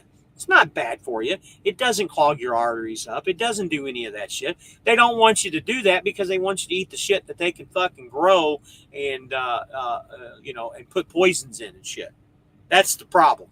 They don't want you to eat meat. It's one of the reasons why, back in the conspiracy shit, it's one of the reasons why Bill Gates got into a big habit of buying, farmlands here in the last few years. And they were murdering and we've all seen it, murdering the fucking animals on the fucking planet because they want us all to be fucking vegans and shit. There's a reason behind all this shit, whether it's conspiracy. And a lot of this shit ain't conspiracy theory anymore. They thought we were crazy 5, 6, 7 years ago when we started talking this shit. It's happening. All this stuff is happening. We've talked about it. I know I'm getting way off, and this should be. We need to do the rabbit hole, man. I really feel strong about that. Rather than doing recruiting, people can always call us to recruit, but the rabbit hole, I think we'll gain a lot of people on that show. And seriously, I might even start a separate channel for the rabbit hole. I think I am. I think I'm going to start a separate channel. We're going to build that channel up. Stay tuned, guys. We're going to start the rabbit hole. When I was on it, I mostly ate steak and ribs, and yes, it was expensive. Yep. And Rig Pig saying thank you. Mr. Hunky Dory, I have a 15-year-old who mows and trims my lawn once a week. I cannot put $50 cash in his bank account. I added a Zelle account so I can pay him. I could not put $50 in his bank account. I wonder what the purpose of that. I don't get that. Do you get that comment? And most banks, you got to be 16 years old with parental consent to get a bank account. But I got my younger kids, before they turned 18. I got them, what do you call that? Cash App cards. Yeah. So that's not true, because me and the wife just went to the bank this past week. You can actually have a bank account, because we're going to do it for our daughter. She turns 13 this year. You can be 13 and have your own bank account with your own debit card and everything. Did you know that? Yeah, they have kid accounts and stuff now. It limits. Generally, it's supposed to limit, like, if you go to purchase something that's banned from that card or something like that, which, in my opinion, should be how a damn debit, the food stamp card should be. But I'm just saying. But the parent sets it up. You don't with. We won't put a limit on. I don't think. I mean, that's the wife's decision, obviously, because she's with. No, I mean it's I think some federal thing, because it's a minor's card. You know what I mean? So a minor, but I don't know. I think it depends on the bank too, because I was looking at getting one for my son, but he was turning 18, so I was like, no, you don't want to do that. You just want to get you a regular bank account, because then you're gonna have to go and get rid of it, and then go get you a bank account. So. See, that's another rabbit hole discussion. I'm sure that has something to do with taxes, and that's another rabbit hole discussion we can go into one day. Income taxes. Walmart is now starting to sell bigger loins like Sam's Club. Yeah, I've seen that. I bought one the other day, as a matter of fact. Winn-Dixie here will grind or cut chuck roast for free. I buy BOGOs, etc. So not only will Winn-Dixie cut, Publix has always been really good about doing stuff like that too. And I think even Walmart has gotten that way too if you request something. Well, my other hack is I got 2 standalone freezers at the house and the freezer on my fridge. It's all loaded up with gator meat that I hunted. Um, swapping out meat with other people. I got tons of rabbit, tons of chickens that we raised and butchered with my sister-in-law. Hell, I just ate 10 pounds of wings on home time that from when we butchered. So all Yep. that it saves a crap ton of money. So Keith says, I never thought of it like that. Yep. Anthony Chaffee will tell you that plants are bad for you. It's just that we have adopted some of their defenses and aren't as severe to us. Okay. Rabbit Hole Wednesday would be great. I like that, but the problem is everything that I do is with fly rabbit, so I got to keep the rabbit hole. I do like that though. I'll have to take that in consideration. Bro, I gotta get on that AI thing and play with that thing because I can already see a rabbit looking down at the hole, but also looking up and having a UFO over his head. What you need to do is have the rabbit looking up or looking down at the flat Earth with the UFO flying above. Is what you need to do. Yeah, That's what you need to do. Mr. Hunky Dory, you are not allowed to put cash in someone else's account. It has to be a check. Okay, I didn't know that. Oh yeah, yeah, you're right. That's right. I gotta Wow. do that. Deal with that all the time. My wife has to Zelle people. That's why they have Zelle because that goes bank to bank. Okay, I did not know that. It's 15 to get a debit card, but before 15, it's just an ATM card. That's Wells Fargo told me that it was a debit card or an ATM card or whatever. We put the limits on her card through Wells Fargo's from what we were told.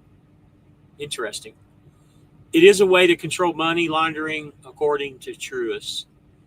There's a lot of money laundering shit going on. Again, with taxes, and the only reason the term money laundering is even a term is because of income taxes. Think about that for a second. There's no such thing as money laundering unless it's to evade taxes. Mm-hmm. And with that rabbit hole, if things go the way they're looking, the way they're going, there's going to be no such thing as IRS anymore. And there won't be a reason for the term of that either. You know what I mean? Oh yeah, I was just explaining this stuff to my wife and the kids the other day. How I'm like the IRS, all that shit's only like 70 years old or 80 years old or something like that. Yeah, it was It's formed a under pretty recent thing. FDR. It was actually a little bit older. FDR in the 30s is when they started the IRS. Yep. Fat is good for us. That's why dementia is skyrocketing because low-fat diets. Our brains need cholesterol and fat. 100%. The best part of the steak too. Everybody at the house, if you cut that out of your plate and put it on mine, I'll eat it. Yes, it does have it will have a Visa logo on it. Just to tell you, at least our bank, Wells Fargo, that's what we were told. I haven't officially yet because I haven't 13 yet. I got my kids all the Cash App card, and what we didn't know is that when they would go and spend stuff, when I would look at them to see how much money they had left, because if they, hey, well, I need another 20, I need another 20 or whatever, and I would go look, they didn't know that I could see everything they were spending. So I was like, listen here, jackass, you can't buy 45 Mountain Dews in a week. You know what I mean? You want $20 more, you're telling me you're spending it for lunch at school. I see 14, it was actually 32 Mountain Dews. I was like, no, dude. You better start doing something else with that money. You ain't getting no more. See, we were talking about these debit cards and stuff, and it's all up to my wife, but my daughter is, and I'm not just saying this because she's my daughter, but if Nicole's watching this, I know she is. She just made a comment.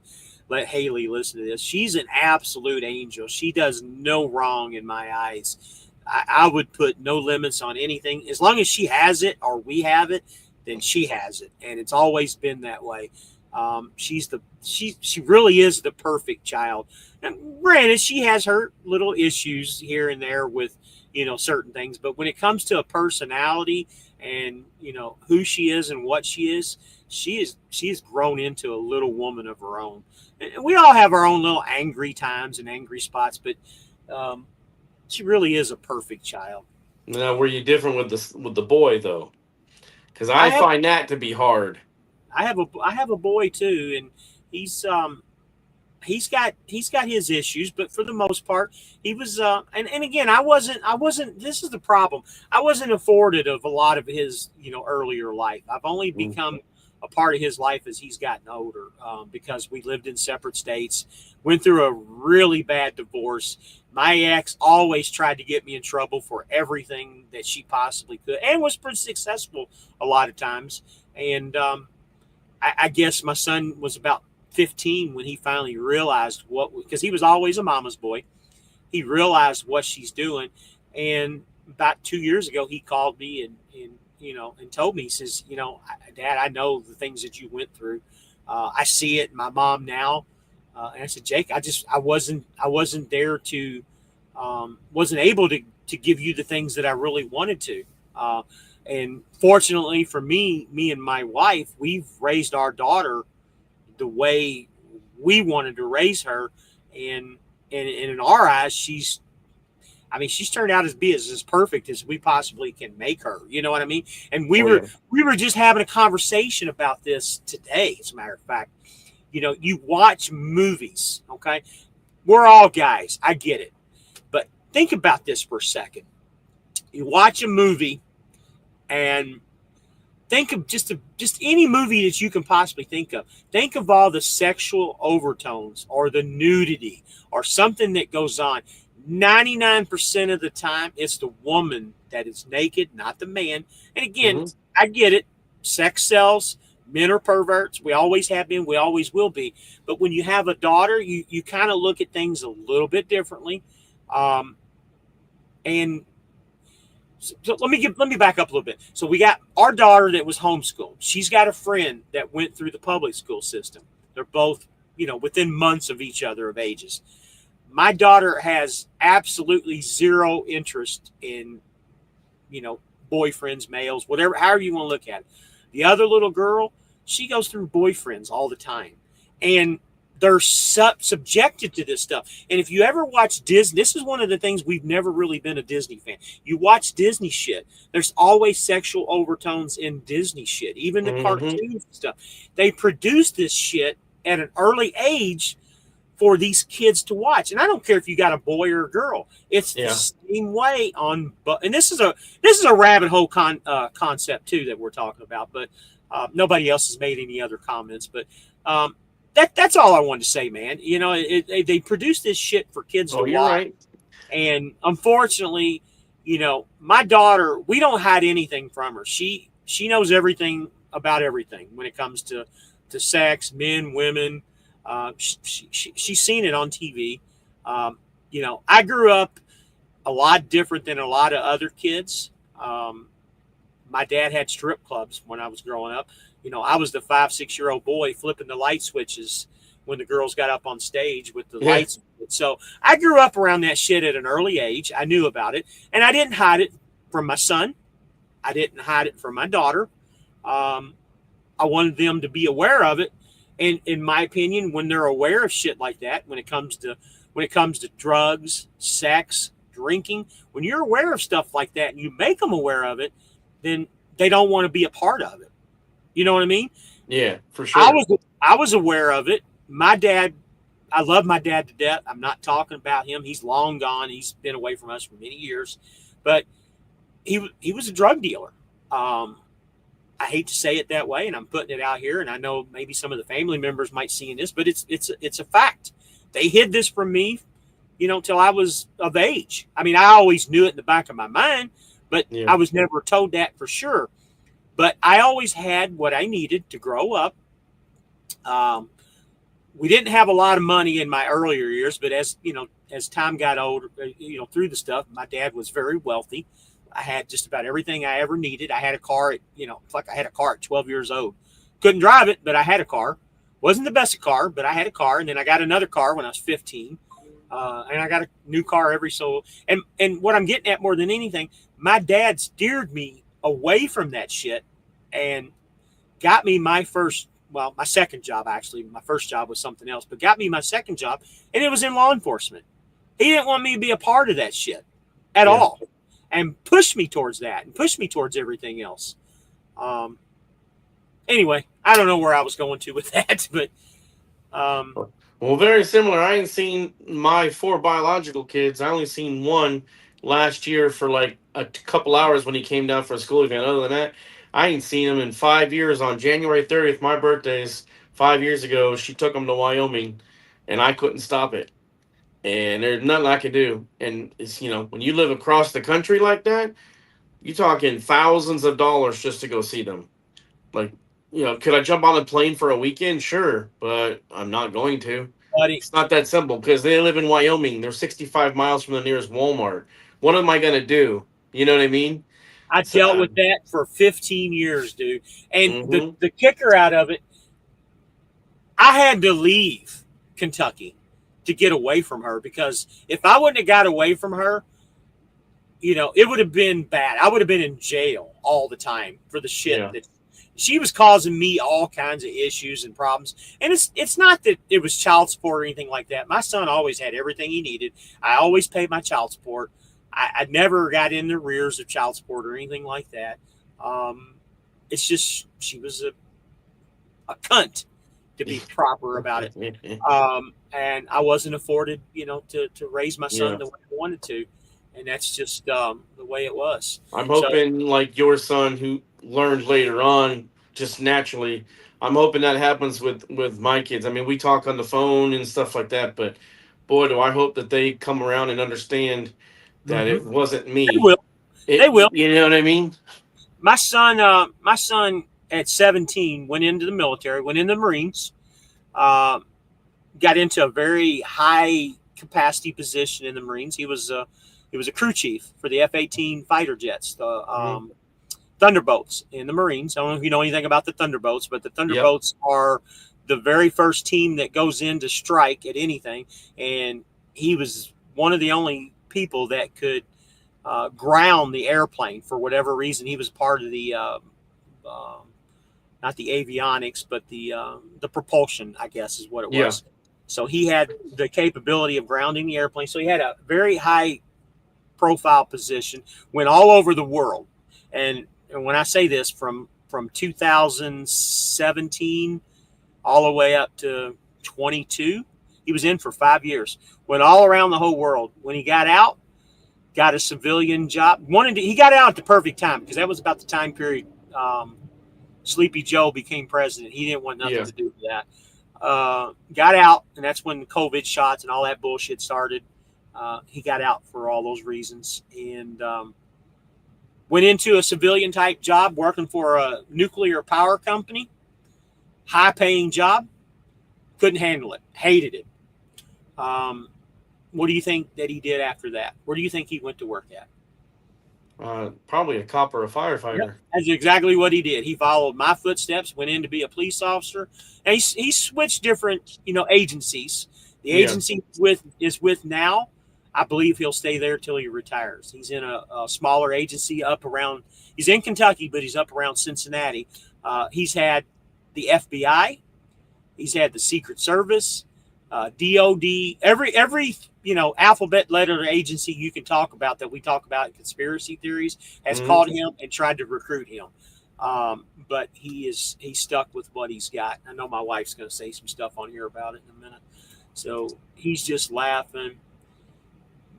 You're on fire, Mr. Rabbit. Hey, Nicole, I haven't told you yet, but me and him are going to start our Wednesday show. I told you originally we were going to do recruiting, but we're going to call it the Rabbit Hole Show, and we're going to do conspiracy theories. And I'm being serious. I think that's a good idea. We're going to start a whole new channel and call it the Rabbit Hole. She says she's out for the night. I hope she heard that. Stay vigilant. Stay for the roads. Much respect for you men and women, OTR. Absolutely.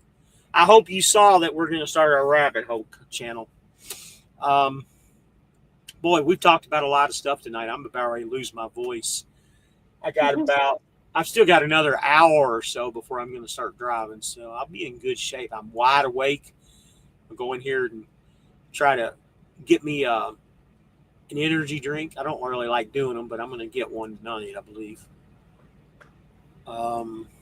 Monster's got a new sugar-free blue one that I want to really try. It's got a new name to it.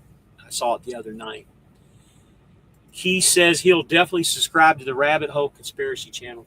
Yeah, I got a feeling that a lot of you guys will, because I think 99% of the people that watch my channel are in line the same way that pretty much all of us are. We all find each other. Yeah, we do. Yeah, we do. There's my phone number, guys. If anybody needs anything, you can always call me. Trying to get rid of the number. There we go.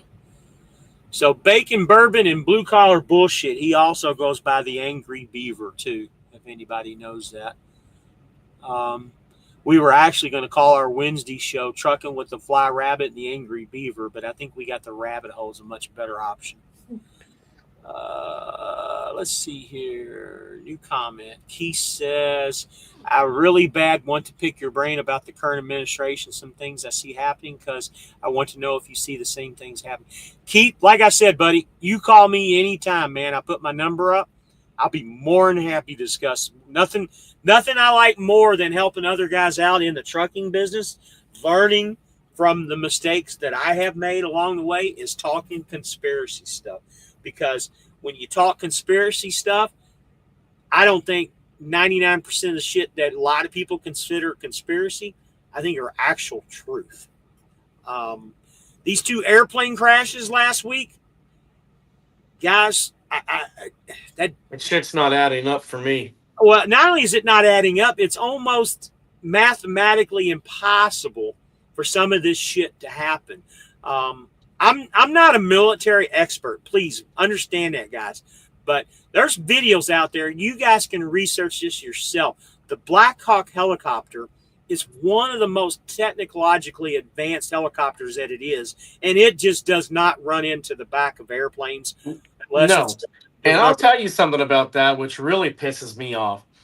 All military, all of it, tanks, airplanes, the Coast Guard cutters, the ships, the Navy ships, the small boats, we all have something called Identifier Friend or Phone, IFFs. They transmit in the blind, they transmit secure, they have all these different things on there. And the airplanes especially, there would have been something going, hello, dumbass, there's a plane near you. And it would say if there's a plane near you, it would say what it is. They would have all this information coming in. Unless that was completely just cut off, how did they get anywhere near that thing? All that technology is built into that to know that they're on a collision course. If something overcorrects and is going into that path and within a certain amount of time, my only thing I could think of was maybe it was a National Guard training and they screwed a bunch of shit up because they're just not doing it all the time.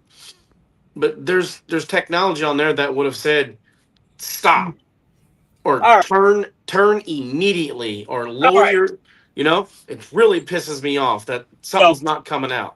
You want to know the rumor that I heard? That the lady wanted to kill herself? Nope. That's way beyond the facts of what the real deal is. That that is put on there just to make look like the Trump to be the bad guy. I don't think that's really the actual pilot. If it is, I might be wrong. But here's what I heard. When this first came out, there was a lot. And again, we've all heard the theory about tribunals that's going on right now. Okay. You've heard it. I've heard it, right? You know about the military tribunals? Yeah.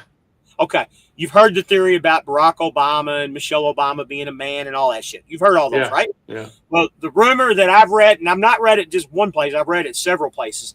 Barack Obama was on that helicopter, okay, that went down, and he was on his way to Gitmo, which is Guantanamo Bay, for his tribunal and his court case out of this whole deal. Again, this will probably be taken down tonight because it's on YouTube and shit. And again, I'm only repeating what I've read.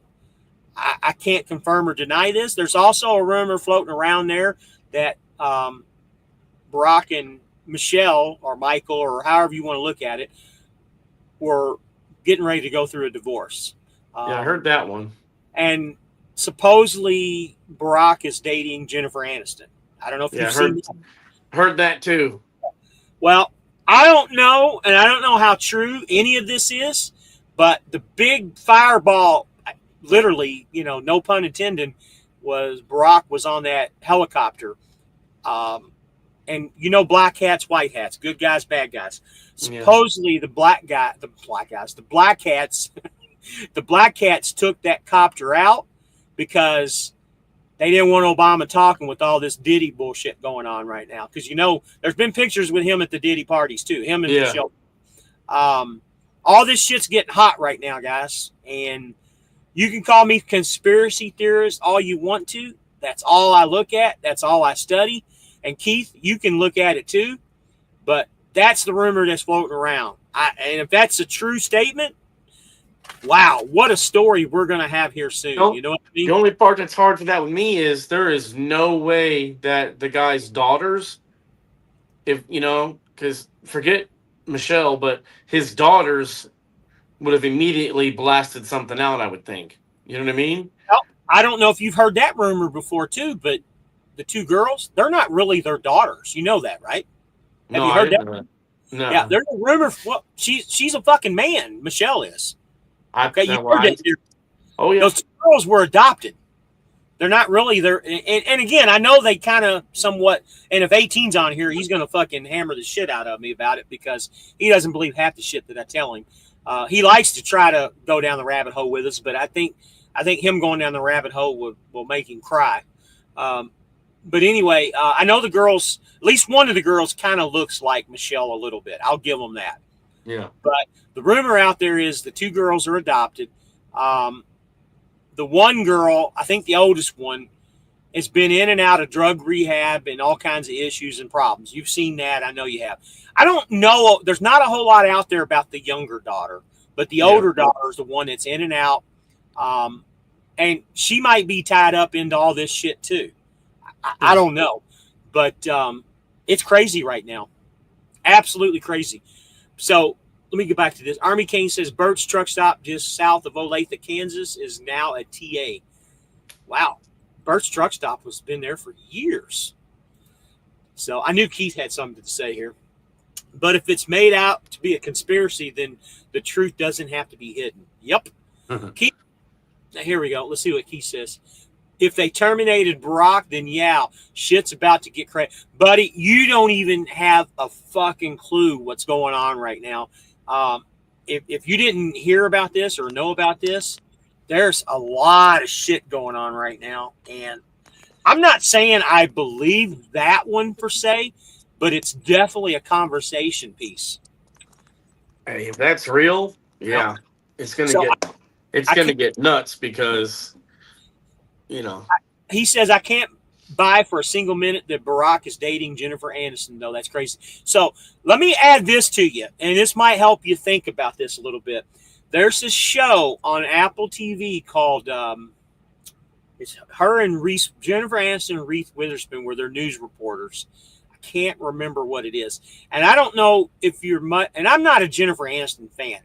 I don't know what guys see in her. I don't think she's that good looking. I never did. Me either. She's never done anything for me. Her acting sucks.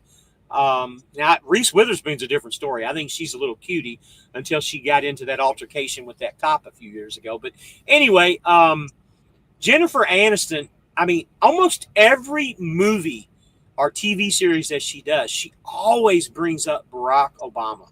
I don't know if you've ever noticed that. I don't know if there's a clue into that, but I think she's always had something, and maybe the two of them have been dating longer than what we know, or if they even are dating. But go back and watch some of her stuff.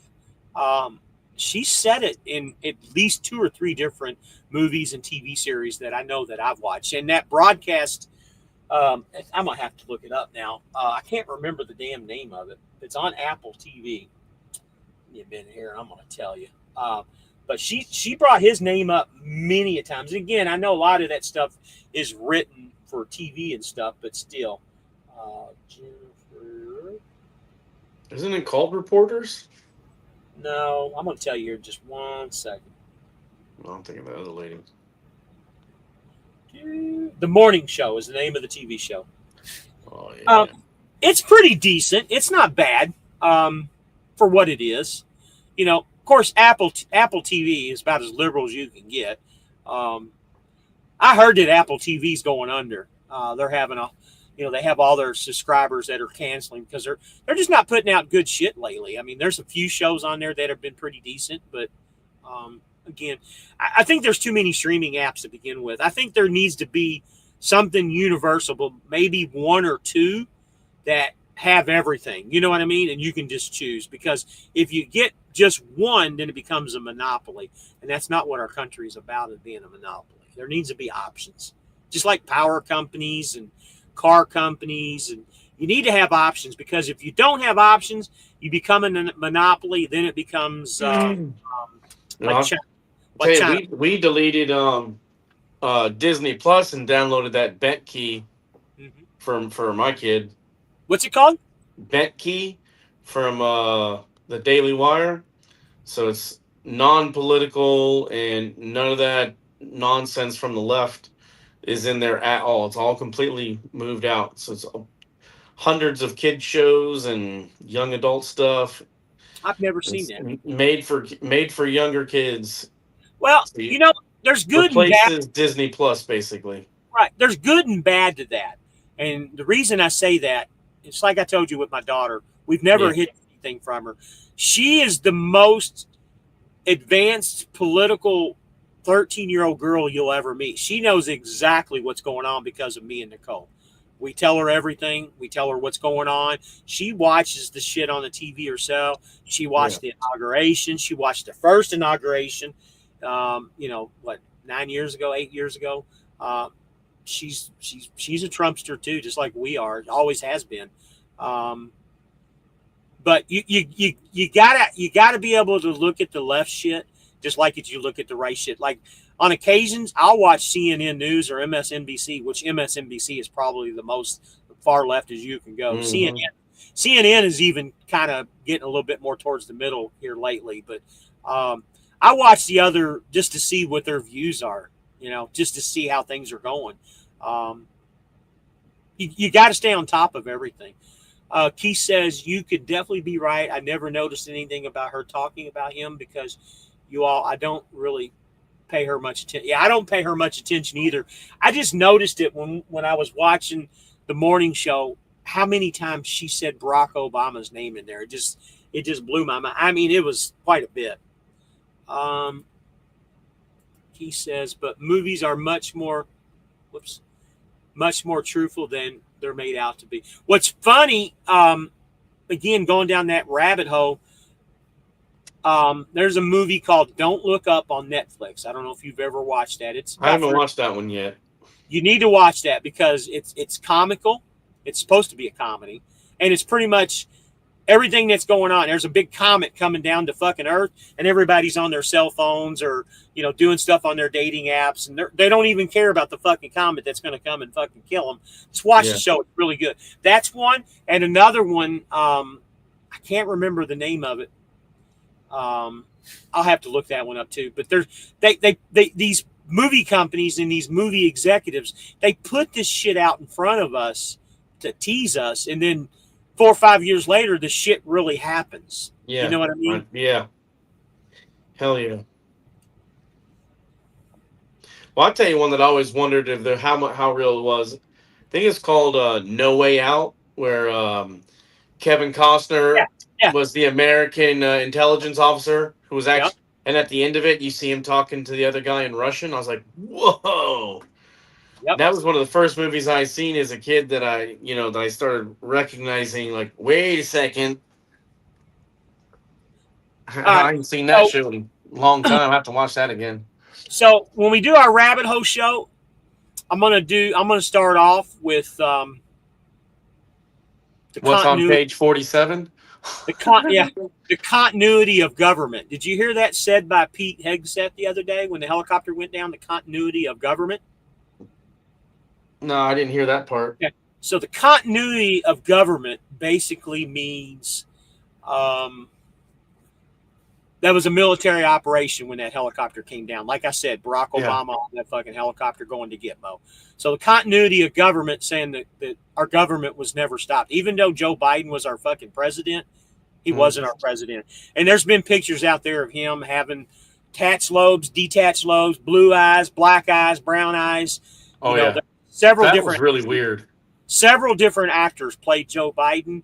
And like I said, with the corporation being dissolved back in 2019, we've had a continuity of government with a shadow president, which was the military.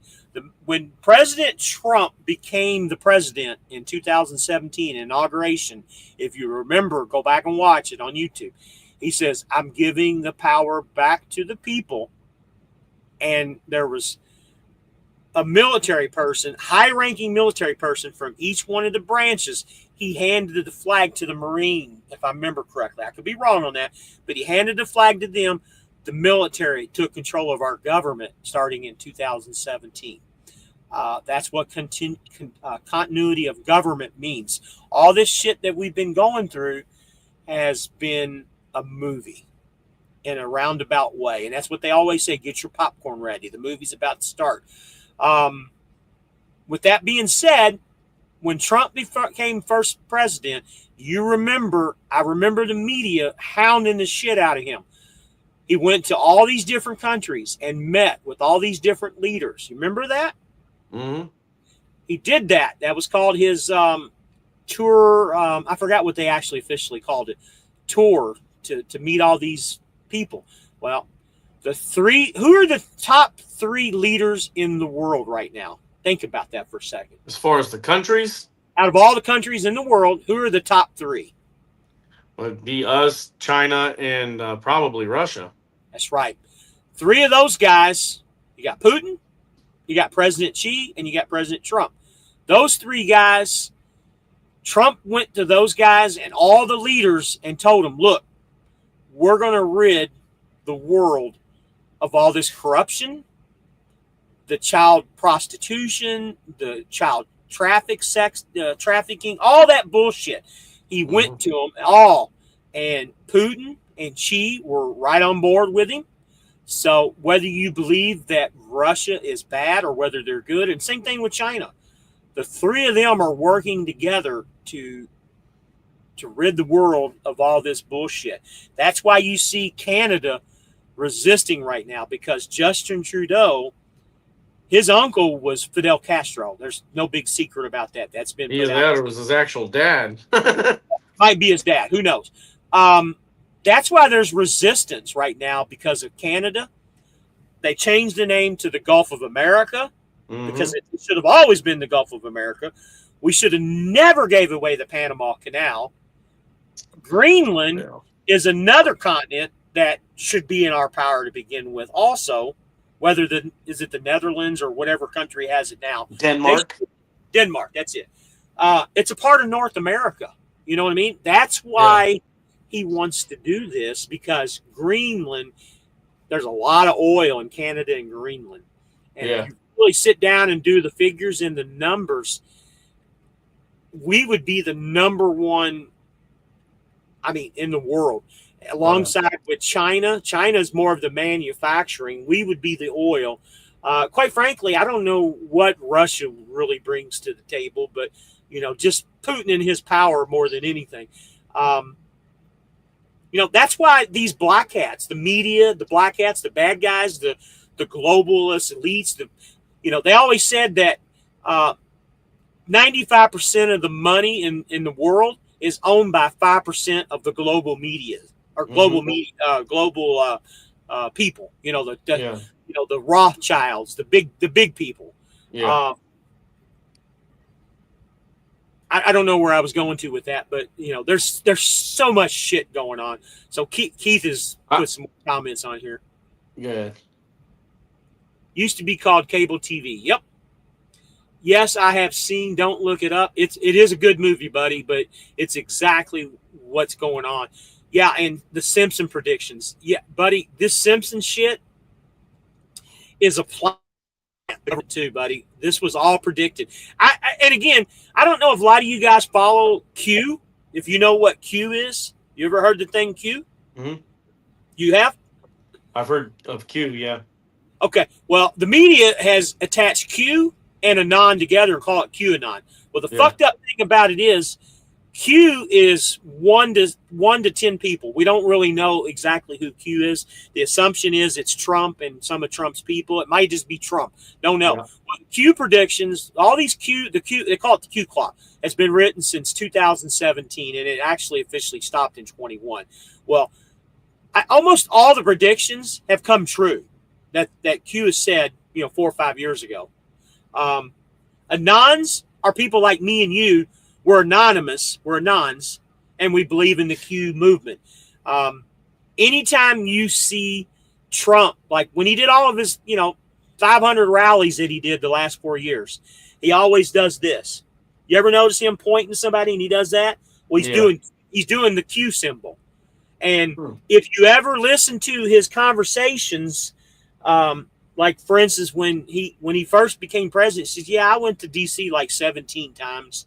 I didn't really know much about DC. It's always 17. The number is always 17. I don't know if you've ever heard that before. Have you ever heard that? I haven't caught that. Okay, you know what 17 is, right? No. What is Q in our alphabet? It's the 17th letter. Oh. I'm gonna be listening for that. I'm telling you, go back and watch him. He says it a million times in his fucking thing. 17. It's a conspiracy theory to a point to where it's not mathematically possible to be a coincidence. You know what I mean? He's done it too many times. And that's why they call us Anons, because we believe the movement. Just not all of us know everything that's going on. Mhm. Like I said, I've researched this for 6 or 7 years. People can call me crazy all they want to. But again, you can only go so far to where it's mathematically impossible for me to make this shit up, dude. Seriously. One thing I don't understand. Let's just take Canada, Mexico, and Cuba for example. If you're going to take Canada and Mexico, yeah, they don't have a lot of people, but they're massive. Why make them two giant states? Why would you not take each one of those and break them in? I mean, hell, you could take the provinces up there and make them into states, and then I would take Mexico and break it into 3 states. But Cuba should also be owned, I would say, by us as well, at least as a territory. I don't know why when Fidel died and they let the brother take over, nobody went in there and wanted to take that little shitty island. I've been there probably 50 times. What you don't understand, on the bad side, anyways. Not what you don't understand, Mexico and Cuba, we don't want them. We don't need them. They provide nothing to us. Canada, like I said, has resources. Greenland has resources. We have no reason to have those countries. What was you saying before that? Mexico has minerals for sure, but yeah, Cuba is a good island to have, just because it would be a good island to have. I mean, strategically, right there in the Straits. I don't know, man, but this shit's been going on a long time. So let me read these comments. Keith, obviously, he loves our stuff. Once upon a time, Mar-a-Lago was a presidential winter home. Biden said we were going into a dark winter when he was inaugurated several times. Absolutely. So a lot of people don't know this, but Mar-a-Lago, I think it was, I forget which president, might be FDR, it might have been a little later. Our government owned Mar-a-Lago. They let it go into disarray. The government did. Somewhere around, and again, I don't know when Trump actually bought it, but somewhere around the 70s or 80s, it was a derelict property. And I think the county of Palm Beach bought it, spruced it up, made a golf course out of it, and somewhere along the lines, Trump bought it. And I don't know the timeline, but I just know that our government, yes, it was designed to be the winter presidential home. And again, another part of this rabbit hole, with everything going on with Washington, D.C., and a lot of people don't know this, but D.C. is not a part of the United States. Yeah. Even though they can vote, they're a separate country, believe it or not. I don't even want to call it a country. It's more of a territory. Yeah, it's territory. There's rumors that were floating around for a long time, and I don't know if that's still the plan, that they were just going to demolish the government shit in D.C., and Mar-a-Lago was going to be the White House. permanently. Hmm. I don't know if Trump would have ever, relinquished. And they were talking about putting the White House and even in Texas at one time. I don't know if Yeah. you heard that or not. Austin, Texas is where they were looking at. Just because there's been so much bad shit in D.C. for so many years, they wanted to get. Another thing for you to look up, Keith and you, James, look up Pizzagate. Have you ever heard of Pizzagate? Yeah, I just briefly, and it happened so fast and was wiped out of everybody's thoughts so fast. I never really got a chance to, because it had to do with that Jersey governor, didn't it? No, Pizzagate is, and you can go back and see a lot of our leaders, Barack Obama being one of them. You can go back and you can go to Rumble. Rumble's another platform that's not hidden anything. You can Google. Yeah, that's where I watch a lot of my stuff. So Pizzagate is child trafficking. There's a pizza place in D.C. I don't know the name of it. They have a basement where they torture kids, kill them, eat them. And again, this is very, very dramatic. And again, it becomes mathematically impossible when there's too many people that's putting shit out there and there's not defamation lawsuits that have come forward, because you can't produce a defamation lawsuit with something that isn't true or even try to. This guy that owns this pizza place never really admitted to it, but he never denied it. There's pictures out there, and you got to look hard where you can see Bill and Hillary Clinton there, devouring on innocent kids. And I say devouring, I mean eating them. There's pictures of Barack Obama in the middle of this shit. And anytime, and they have code words too, like pepperoni pizza means little boy. I don't know all the terms. Hot dogs, popcorn. There's a term and code words for everything. Hey, we're going to come over and we're going to have some pepperoni pizza. And a lot of these leaders have been involved in this shit for years. And when I say years, I'm talking in turn of the century, 1900s, buddy. Yeah. This shit has been going on for so many years. And a lot of people don't know this, but the child trafficking organization is more profitable than our drug trade is. And Reagan, when he became president, this is why he was shot the first time, is he found out how deep everything fucking was with the drugs, because you remember their big saying was, no kids on drugs or stay off drugs or whatever it was. Well, the problem was our government and CIA, FBI, all the three-letter agency, the alphabet agencies is what I call them. And is it kind of weird that all of them have three letters? They all stand for something. They're all three letters. Yeah. FDA, FAA, all of them. Well, they're all implicated into this shit, and it's been going on for years.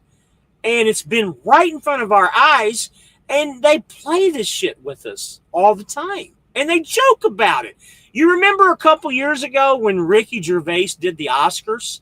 And he went. Remember that? He did that on fucking purpose because he was ousted by these people. So you get a movie star or an actor or an actress or somebody that has disappeared for a while. Well, guess what? They don't want to play around with the game anymore. In order to be a part of this elite system, whether you're a politician or, a movie star, actress, musician, whatever, you got to play the game with them. If you don't, they'll oust you. And it makes sense. Yeah. I also, with today's technology and social media and everybody, can know something in an instant and have it spread around the world in an instant, it's got to be much harder for them to hide it, which is why it's all starting to come out. Bits and pieces and bits and pieces. And the little pieces are starting to add together, and they're not going to be able to hide all this shit forever. Yep. And all come crashing down. He's got a couple comments. So if we're going to go down, bring the Simpsons into the doctor on the Simpson, said that broccoli has been trying to warn us how bad it is for us and the horrible smell. Yeah. Again, so here's the thing when it comes to food. And again, I know a lot of us,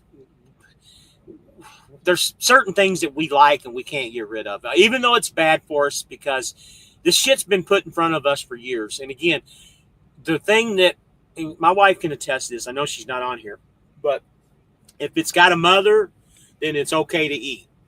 if it doesn't have a mother, then it's not okay to eat. And I mean that as animals, not people, Yeah. obviously.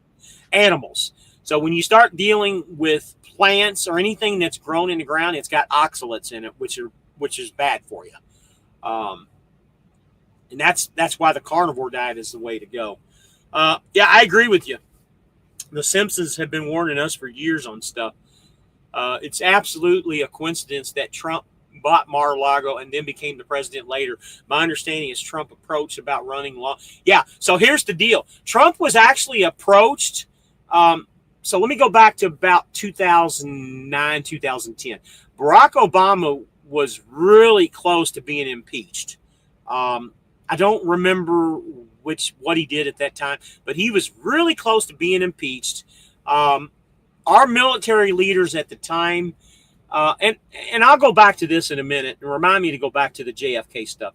But our military leaders at the time really wanted to bring somebody in to run for president. Somebody, and I don't want to say control them, but somebody that they could trust. They went to Trump back in like 2010. They wanted him to run in, the 12 to 13 race or whatever year it was before he actually became president. And at that time, Barron, I think Barron was just born, or maybe was a baby. I don't remember what the story was, or maybe Ivanka was young. He didn't have any interest in it. He said, no, you know what? I'm going to pass. He's a multi-billionaire. Why would he want to do that? And then somebody, and I don't know who it was, somebody convinced him to run in the 16 to 17 race, and he got involved in it somewhere around 14 or 15. And like I said, Barack was really close to getting impeached. And I don't know if you guys know this, but Trump was so popular. If you remember Hillary, she always had that smirk on her face, like she knew she was going to fucking win. And they had it set for her to fucking win. The only problem was people like me and you and the believers, and this is before any of this conspiracy shit, before we knew anything. It's just Trump looked so good for the economy at that time. We needed the economy to turn around. And he just said everything right. He beat I remember all the Republicans that ran against him. And eventually he was just talked into it, and he fucking won by a landslide. Yes. And then when Biden ran, they weren't going to let that happen again. That's the story that we've been told. Me personally, I think Trump's been the president the whole fucking time. The Biden thing becoming president was a plant, along with Kamala running this last time. I think that was all a plant just to show, and we call them normies is what we call them. When I say normies, the people that don't read any of this shit that we're going through. He had to convince the normies where the Democratic Party was going. We had to weed out who all the bad guys was, because a lot of people don't know this, but like 98, 99% of all the senators and House of Representative people, they're just as complicit to all this shit. There's only like 3 or 4 people that you can even trust in those areas at all. One of them being the guy from Kentucky, the doctor. What's his name? I can't think of his name off the top of my head. I can't. No. Keith, let me know who that is. I know you know who it is, but he's one of the only ones. Ted Cruz, I'm kind of on the fence with. Lindsey Graham has kind of proved his point. He's a traitor. I never liked him. But again, this shit's been going on for so many fucking years. Trump had to weed all the bad people out. And I don't know if you've noticed, it actually has gotten into the media again to where they're trying to change the laws to where Trump can run for, they say, a 3rd term, but I think it's actually his 4th term. Did you see they're actually trying to change that? Yeah, well, they're trying to change it, but they're also saying, like, Ron Paul may actually qualify for it. Ron Paul, he just said it. Ron Paul, that senator. I'm not so sure that I agree with that. I think there's danger into that on the opposite side. Of course, I would love to have Trump forever. I think he can straighten this country out. But on the reverse side of that, if we change the law, well, guess what? That gives the Democrats the ability to do the same thing too. I don't understand how they were able to change so many things. And the problem is when you have all three branches of government, do whatever the hell you want, and there's no way to stop it. Mm-hmm. There's nearly no way to stop anything. Mm-hmm. You know, not everything is a law that goes to the Supreme Court, so not everything can be stopped. You know, so I don't know. I like that. I would say it would be nice that there can never be three total controlled branches. Mm-hmm. You know, but if you do that, then where Nothing we will might be willing to work with some stuff, they're always going to vote party lines on that side 90% of the time. Oh, I know what I was going to talk about. The Canada thing. We were talking about that earlier. Yeah. Canada will never become a state. And let me tell you why. Now, they might be a territory. They'll never become a state to where they can vote. Because think about it. My wife. Hang on, bro.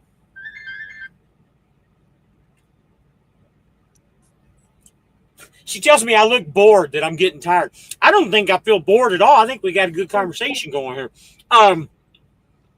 Think about this for a second. 95% of Canada lives in the Toronto area. Okay? Toronto, Montreal area, which is over by New York and Detroit. The rest of the country is pretty much desolate. So, well, those little spots that are technically lower into America, they should just redraw that line, make all that population America, and then the rest of it, well, we don't want that part. well, that's the problem. 95% of those people are liberal. Think about that for a second, because they live in the bigger cities. So that would become a problem when it comes to the Electoral College with that. You know what I'm saying? Yeah, you're right. Because even if they just redrew that line and just took those little portions that are dipped down into America and made that part of that state, now that state, it would change it from a swing state to a non-swing state. And they've always said that our forefathers were brilliant when they did the Electoral College years ago. Yeah. How did they fucking come up with that? I mean, seriously, think about that. If we were to make Canada a state, we would have to figure out where it would be even. Because if we didn't and just brought them into a state, they're a liberal state. It's impossible. Key says federal election law says that in the event of foreign interference in a federal election, that the incumbent remains in office until the threat is neutralized and a safe election can be held. 1,000%. That's why Trump has always been president on paper. But again, he gave our country back in 2017. He gave our country back to the people and put the military in control. And honestly, Pete Hegseth, I think, slipped up the other day when he said continuity of government. That's what the term continuity of government means, being run by a shadow president, and Trump has always been the president, like you said, because of foreign interference. You remember about 3 years ago when the Supreme Court was doing the Roe versus Wade shit. You remember that? Yeah. That was bullshit. What they were doing is they were trying to figure out if there was election interference. They didn't let the public know about this because it would have caused a riot. Well, they determined there was election interference, which kept this law into effect, like what he's talking about. That's why we had continuity of government, and that's why Pete Hegseth said that the other day about that helicopter crash, because we've always been in continuity of government. Now, the continuity of government ended somewhere around 2023, but the unofficial president, Biden, continued the continuity of government. Think about that for a second. Why would Biden sign that if it was really Biden? Yeah. And he's not really the president anyways. But anyway, that's besides the point. Let me catch up on these comments. And we're going to cut it loose here. We're almost at 4 hours. Did someone say Rand Paul? Yep. Rand Paul. He's the good guy. John Radcliffe published a report stating that there was foreign interference by more than one foreign entity. Yep. And guys, let me tell you something. Have you all noticed that all these tech giants. You got Facebook, you got Google, Apple, all these tech giants all of a sudden are on Trump's balls. Have you noticed that? Yeah. They're on Trump's balls because if anybody knows when you commit election interference, it's treason. There's only one thing that comes with treason. That's execution. So guess what? Zuckerfuck is becoming a little puppet, and he's singing the blues just like Bezos and all these other fucking people are. They don't want to be executed because they were a part of all the election interference. You can't deny that. How many posts did you get taken down during those years with Facebook? Think about it. Yeah. So all this shit that we're talking about, have I brought up new shit to you that you didn't even think about? No. Okay, so you knew about all this. Pretty much. Maybe not as deep on some of them, but yeah, for sure. Those I Canadians don't really have anybody to talk about with it. You know what I mean? got me, man. Like I said, me and you and the wives are going to go to dinner one night because your wife's on board with all this shit too, right? Well, I mean, most of my family is like obviously, more on the right side, just blue collar people. You know what I mean? Which generally where we stand. But when it comes down to shit, most of them just don't care because they don't see how it affects them. And let me tell you something. Let me tell you something. If I didn't have my wife and she was on the other side or even in the middle, buddy, we would have already murdered each other, buddy. But she is 1,000% on the same trajectory, whatever that word is, that I am with all this shit. We are both 100% on that. So just like Army Kane here says, those Canadian cities are all next to liberal U.S. cities and states. Absolutely. Buffalo, Detroit, all those cities. So let's say I own all of the media. Legally, the government cannot control the media, so all I have to do is tell them and not report was actually absolutely. So here's the thing, and it's no big secret. All your media, with the exception of maybe one or two entities, are all owned by the same people. They say the same shit on every newscast. Yeah, that was spooky the first time I heard that. Very spooky.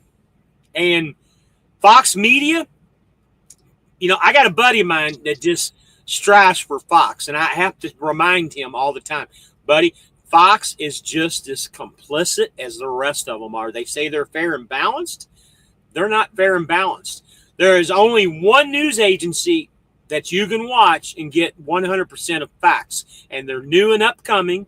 They only started right around the end of 2019, 2020. They're called Right Side Broadcasting. Anybody that's never heard of them, download their app. They've got a YouTube page. They got their own news sources. They're the only news agency that went to every single one of Trump's rallies throughout the whole time. Download it. Watch them. They've got shit on all their YouTube channels. They've actually had their shit blocked and taken down because of YouTube and stuff, because of some of the stuff. Watch it. So how long has it been since the media reported the truth?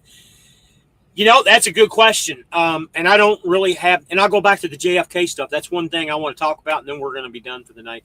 I don't have an answer for that. I know at least the last 40 or 50 years, at least since JFK was president. BlackRock.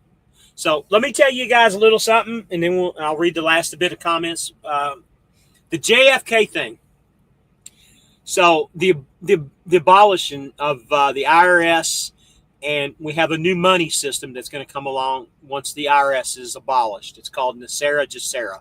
NESARA meaning the national money system, which is us, and GESARA is global, basically the G and the N. I don't know if you've ever heard of this. It's called rainbow currency, was the original term. There's been some snapshots of it that's been on the web and stuff. So with that being said, this NESARA, GESARA, and the IRS abolishing, first time that they wanted to do it, JFK was president. Guess what happened? The day before he was assassinated, or the day after he was assassinated, was the date they were supposed to bring this into place. The second time that it happened was Ronald Reagan. Same thing. They didn't succeed with Ronald Reagan. He got a little scared, like I said, when the drugs and all that. He kind of backed down. Nothing bad about Reagan. Reagan was a decent president. He tried to do what he could do. Unfortunately, you can only do so much when your own life's involved. The next time that it was supposed to have happened, and the president at the time really wasn't all for it, but unfortunately he was told to do it, was September the 10th, or September the 12th. I'm sorry. What happened during that time period? The buildings came down. There was a lot of gold and a lot of money in the building that they imploded after the towers came down. There was a big lease on that building. There was a lot of. That's why I say go watch Loose Change. They don't talk about NESARA, GESARA, or IRS or any of that shit because that movie was made back in the late 2008, 2009, somewhere in that area. But all this shit they've tried to do, and they tried to kill Trump last year too, several times. And guys, I don't know if you know this or not. There's only 2 assassination attempts that they've actually talked about. There's actually been over 10 assassination attempts. One of them was at Mar-a-Lago. There's been several at Mar-a-Lago actually that they've actually caught before the media got a hold of it. And again, the media is going to run away with anything they can when they have news like that because they want it to happen, obviously. Trying to think where I was going with this. This whole IRS thing, BlackRock, all these companies that you are talking about, the globalists, they do not want this to happen because guess what? That's where their money comes from. That's how they launder their shit. Same thing with the child trafficking, the drugs. Any way they can launder the money. Buddy, I might not even wake up tomorrow with all this conversation that we're talking about tonight. Guys, I've been studying this for years. Again, I'm not saying any of it's true, and I'm not saying any of it's not true, but we ought to call this show the Rabbit Hole tonight, buddy, because we're pretty deep tonight. But I'm only about 1/100th of everything that's going on. I mean, there's a lot more that's going on. Oh, yeah. I mean, it would take me 5 years just to discuss everything with you. So, going back a little bit, on Rumble, go on Rumble, find a guy named Phil Godlewski, Godlewski. For the last 5 or 6 years, he has been putting up videos. 1 week he'll do a JFK video. 1 week he'll do a September 11th video. There's one on Pearl Harbor. You name it. Everything that we've ever had happen to us. Any major event that we have happened to us was a purpose and a reason. Oklahoma City bombing. There's a purpose for everything that has happened. And just because they said this guy did it or that guy did it doesn't mean that it's true. Our government killed JFK. I believe that 1,000%. They were trying to. So basically, the Federal Reserve, they are not owned by our federal government. It's no big secret. They're a private bank. They have been controlling our government for years, along with other governments throughout the world. They support both sides of a war. They always have. That's how they make money. That's how these big families, stay rich. And when I say rich, I don't know if you know it, the numbers between, if you count to 1 million, it'll take you like 7 years to count to one. I forget the exact number, but it's like 7 years to count to 1 million. Yeah. If you count to 1 billion, it takes you like 700 years.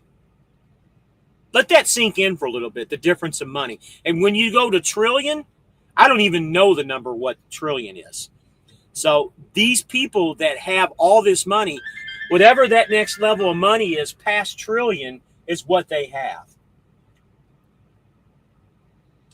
So D says my replay numbers are going to be low. I disagree with him. Man, most people don't last until the 4th hour anyhow. Yeah, we've only scratched the surface of a few topics. Yeah, we're going to take this show to the rabbit hole. Give me a couple weeks, guys. We'll get something panned out on this once me and James. I want him to get through his training period, and I say training period, but get him a couple weeks in. We'll figure something out. We'll get something started. Keith, if you're up to coming on the show, buddy, I'd love to have you on the show. You can even come on the shit show if you want to.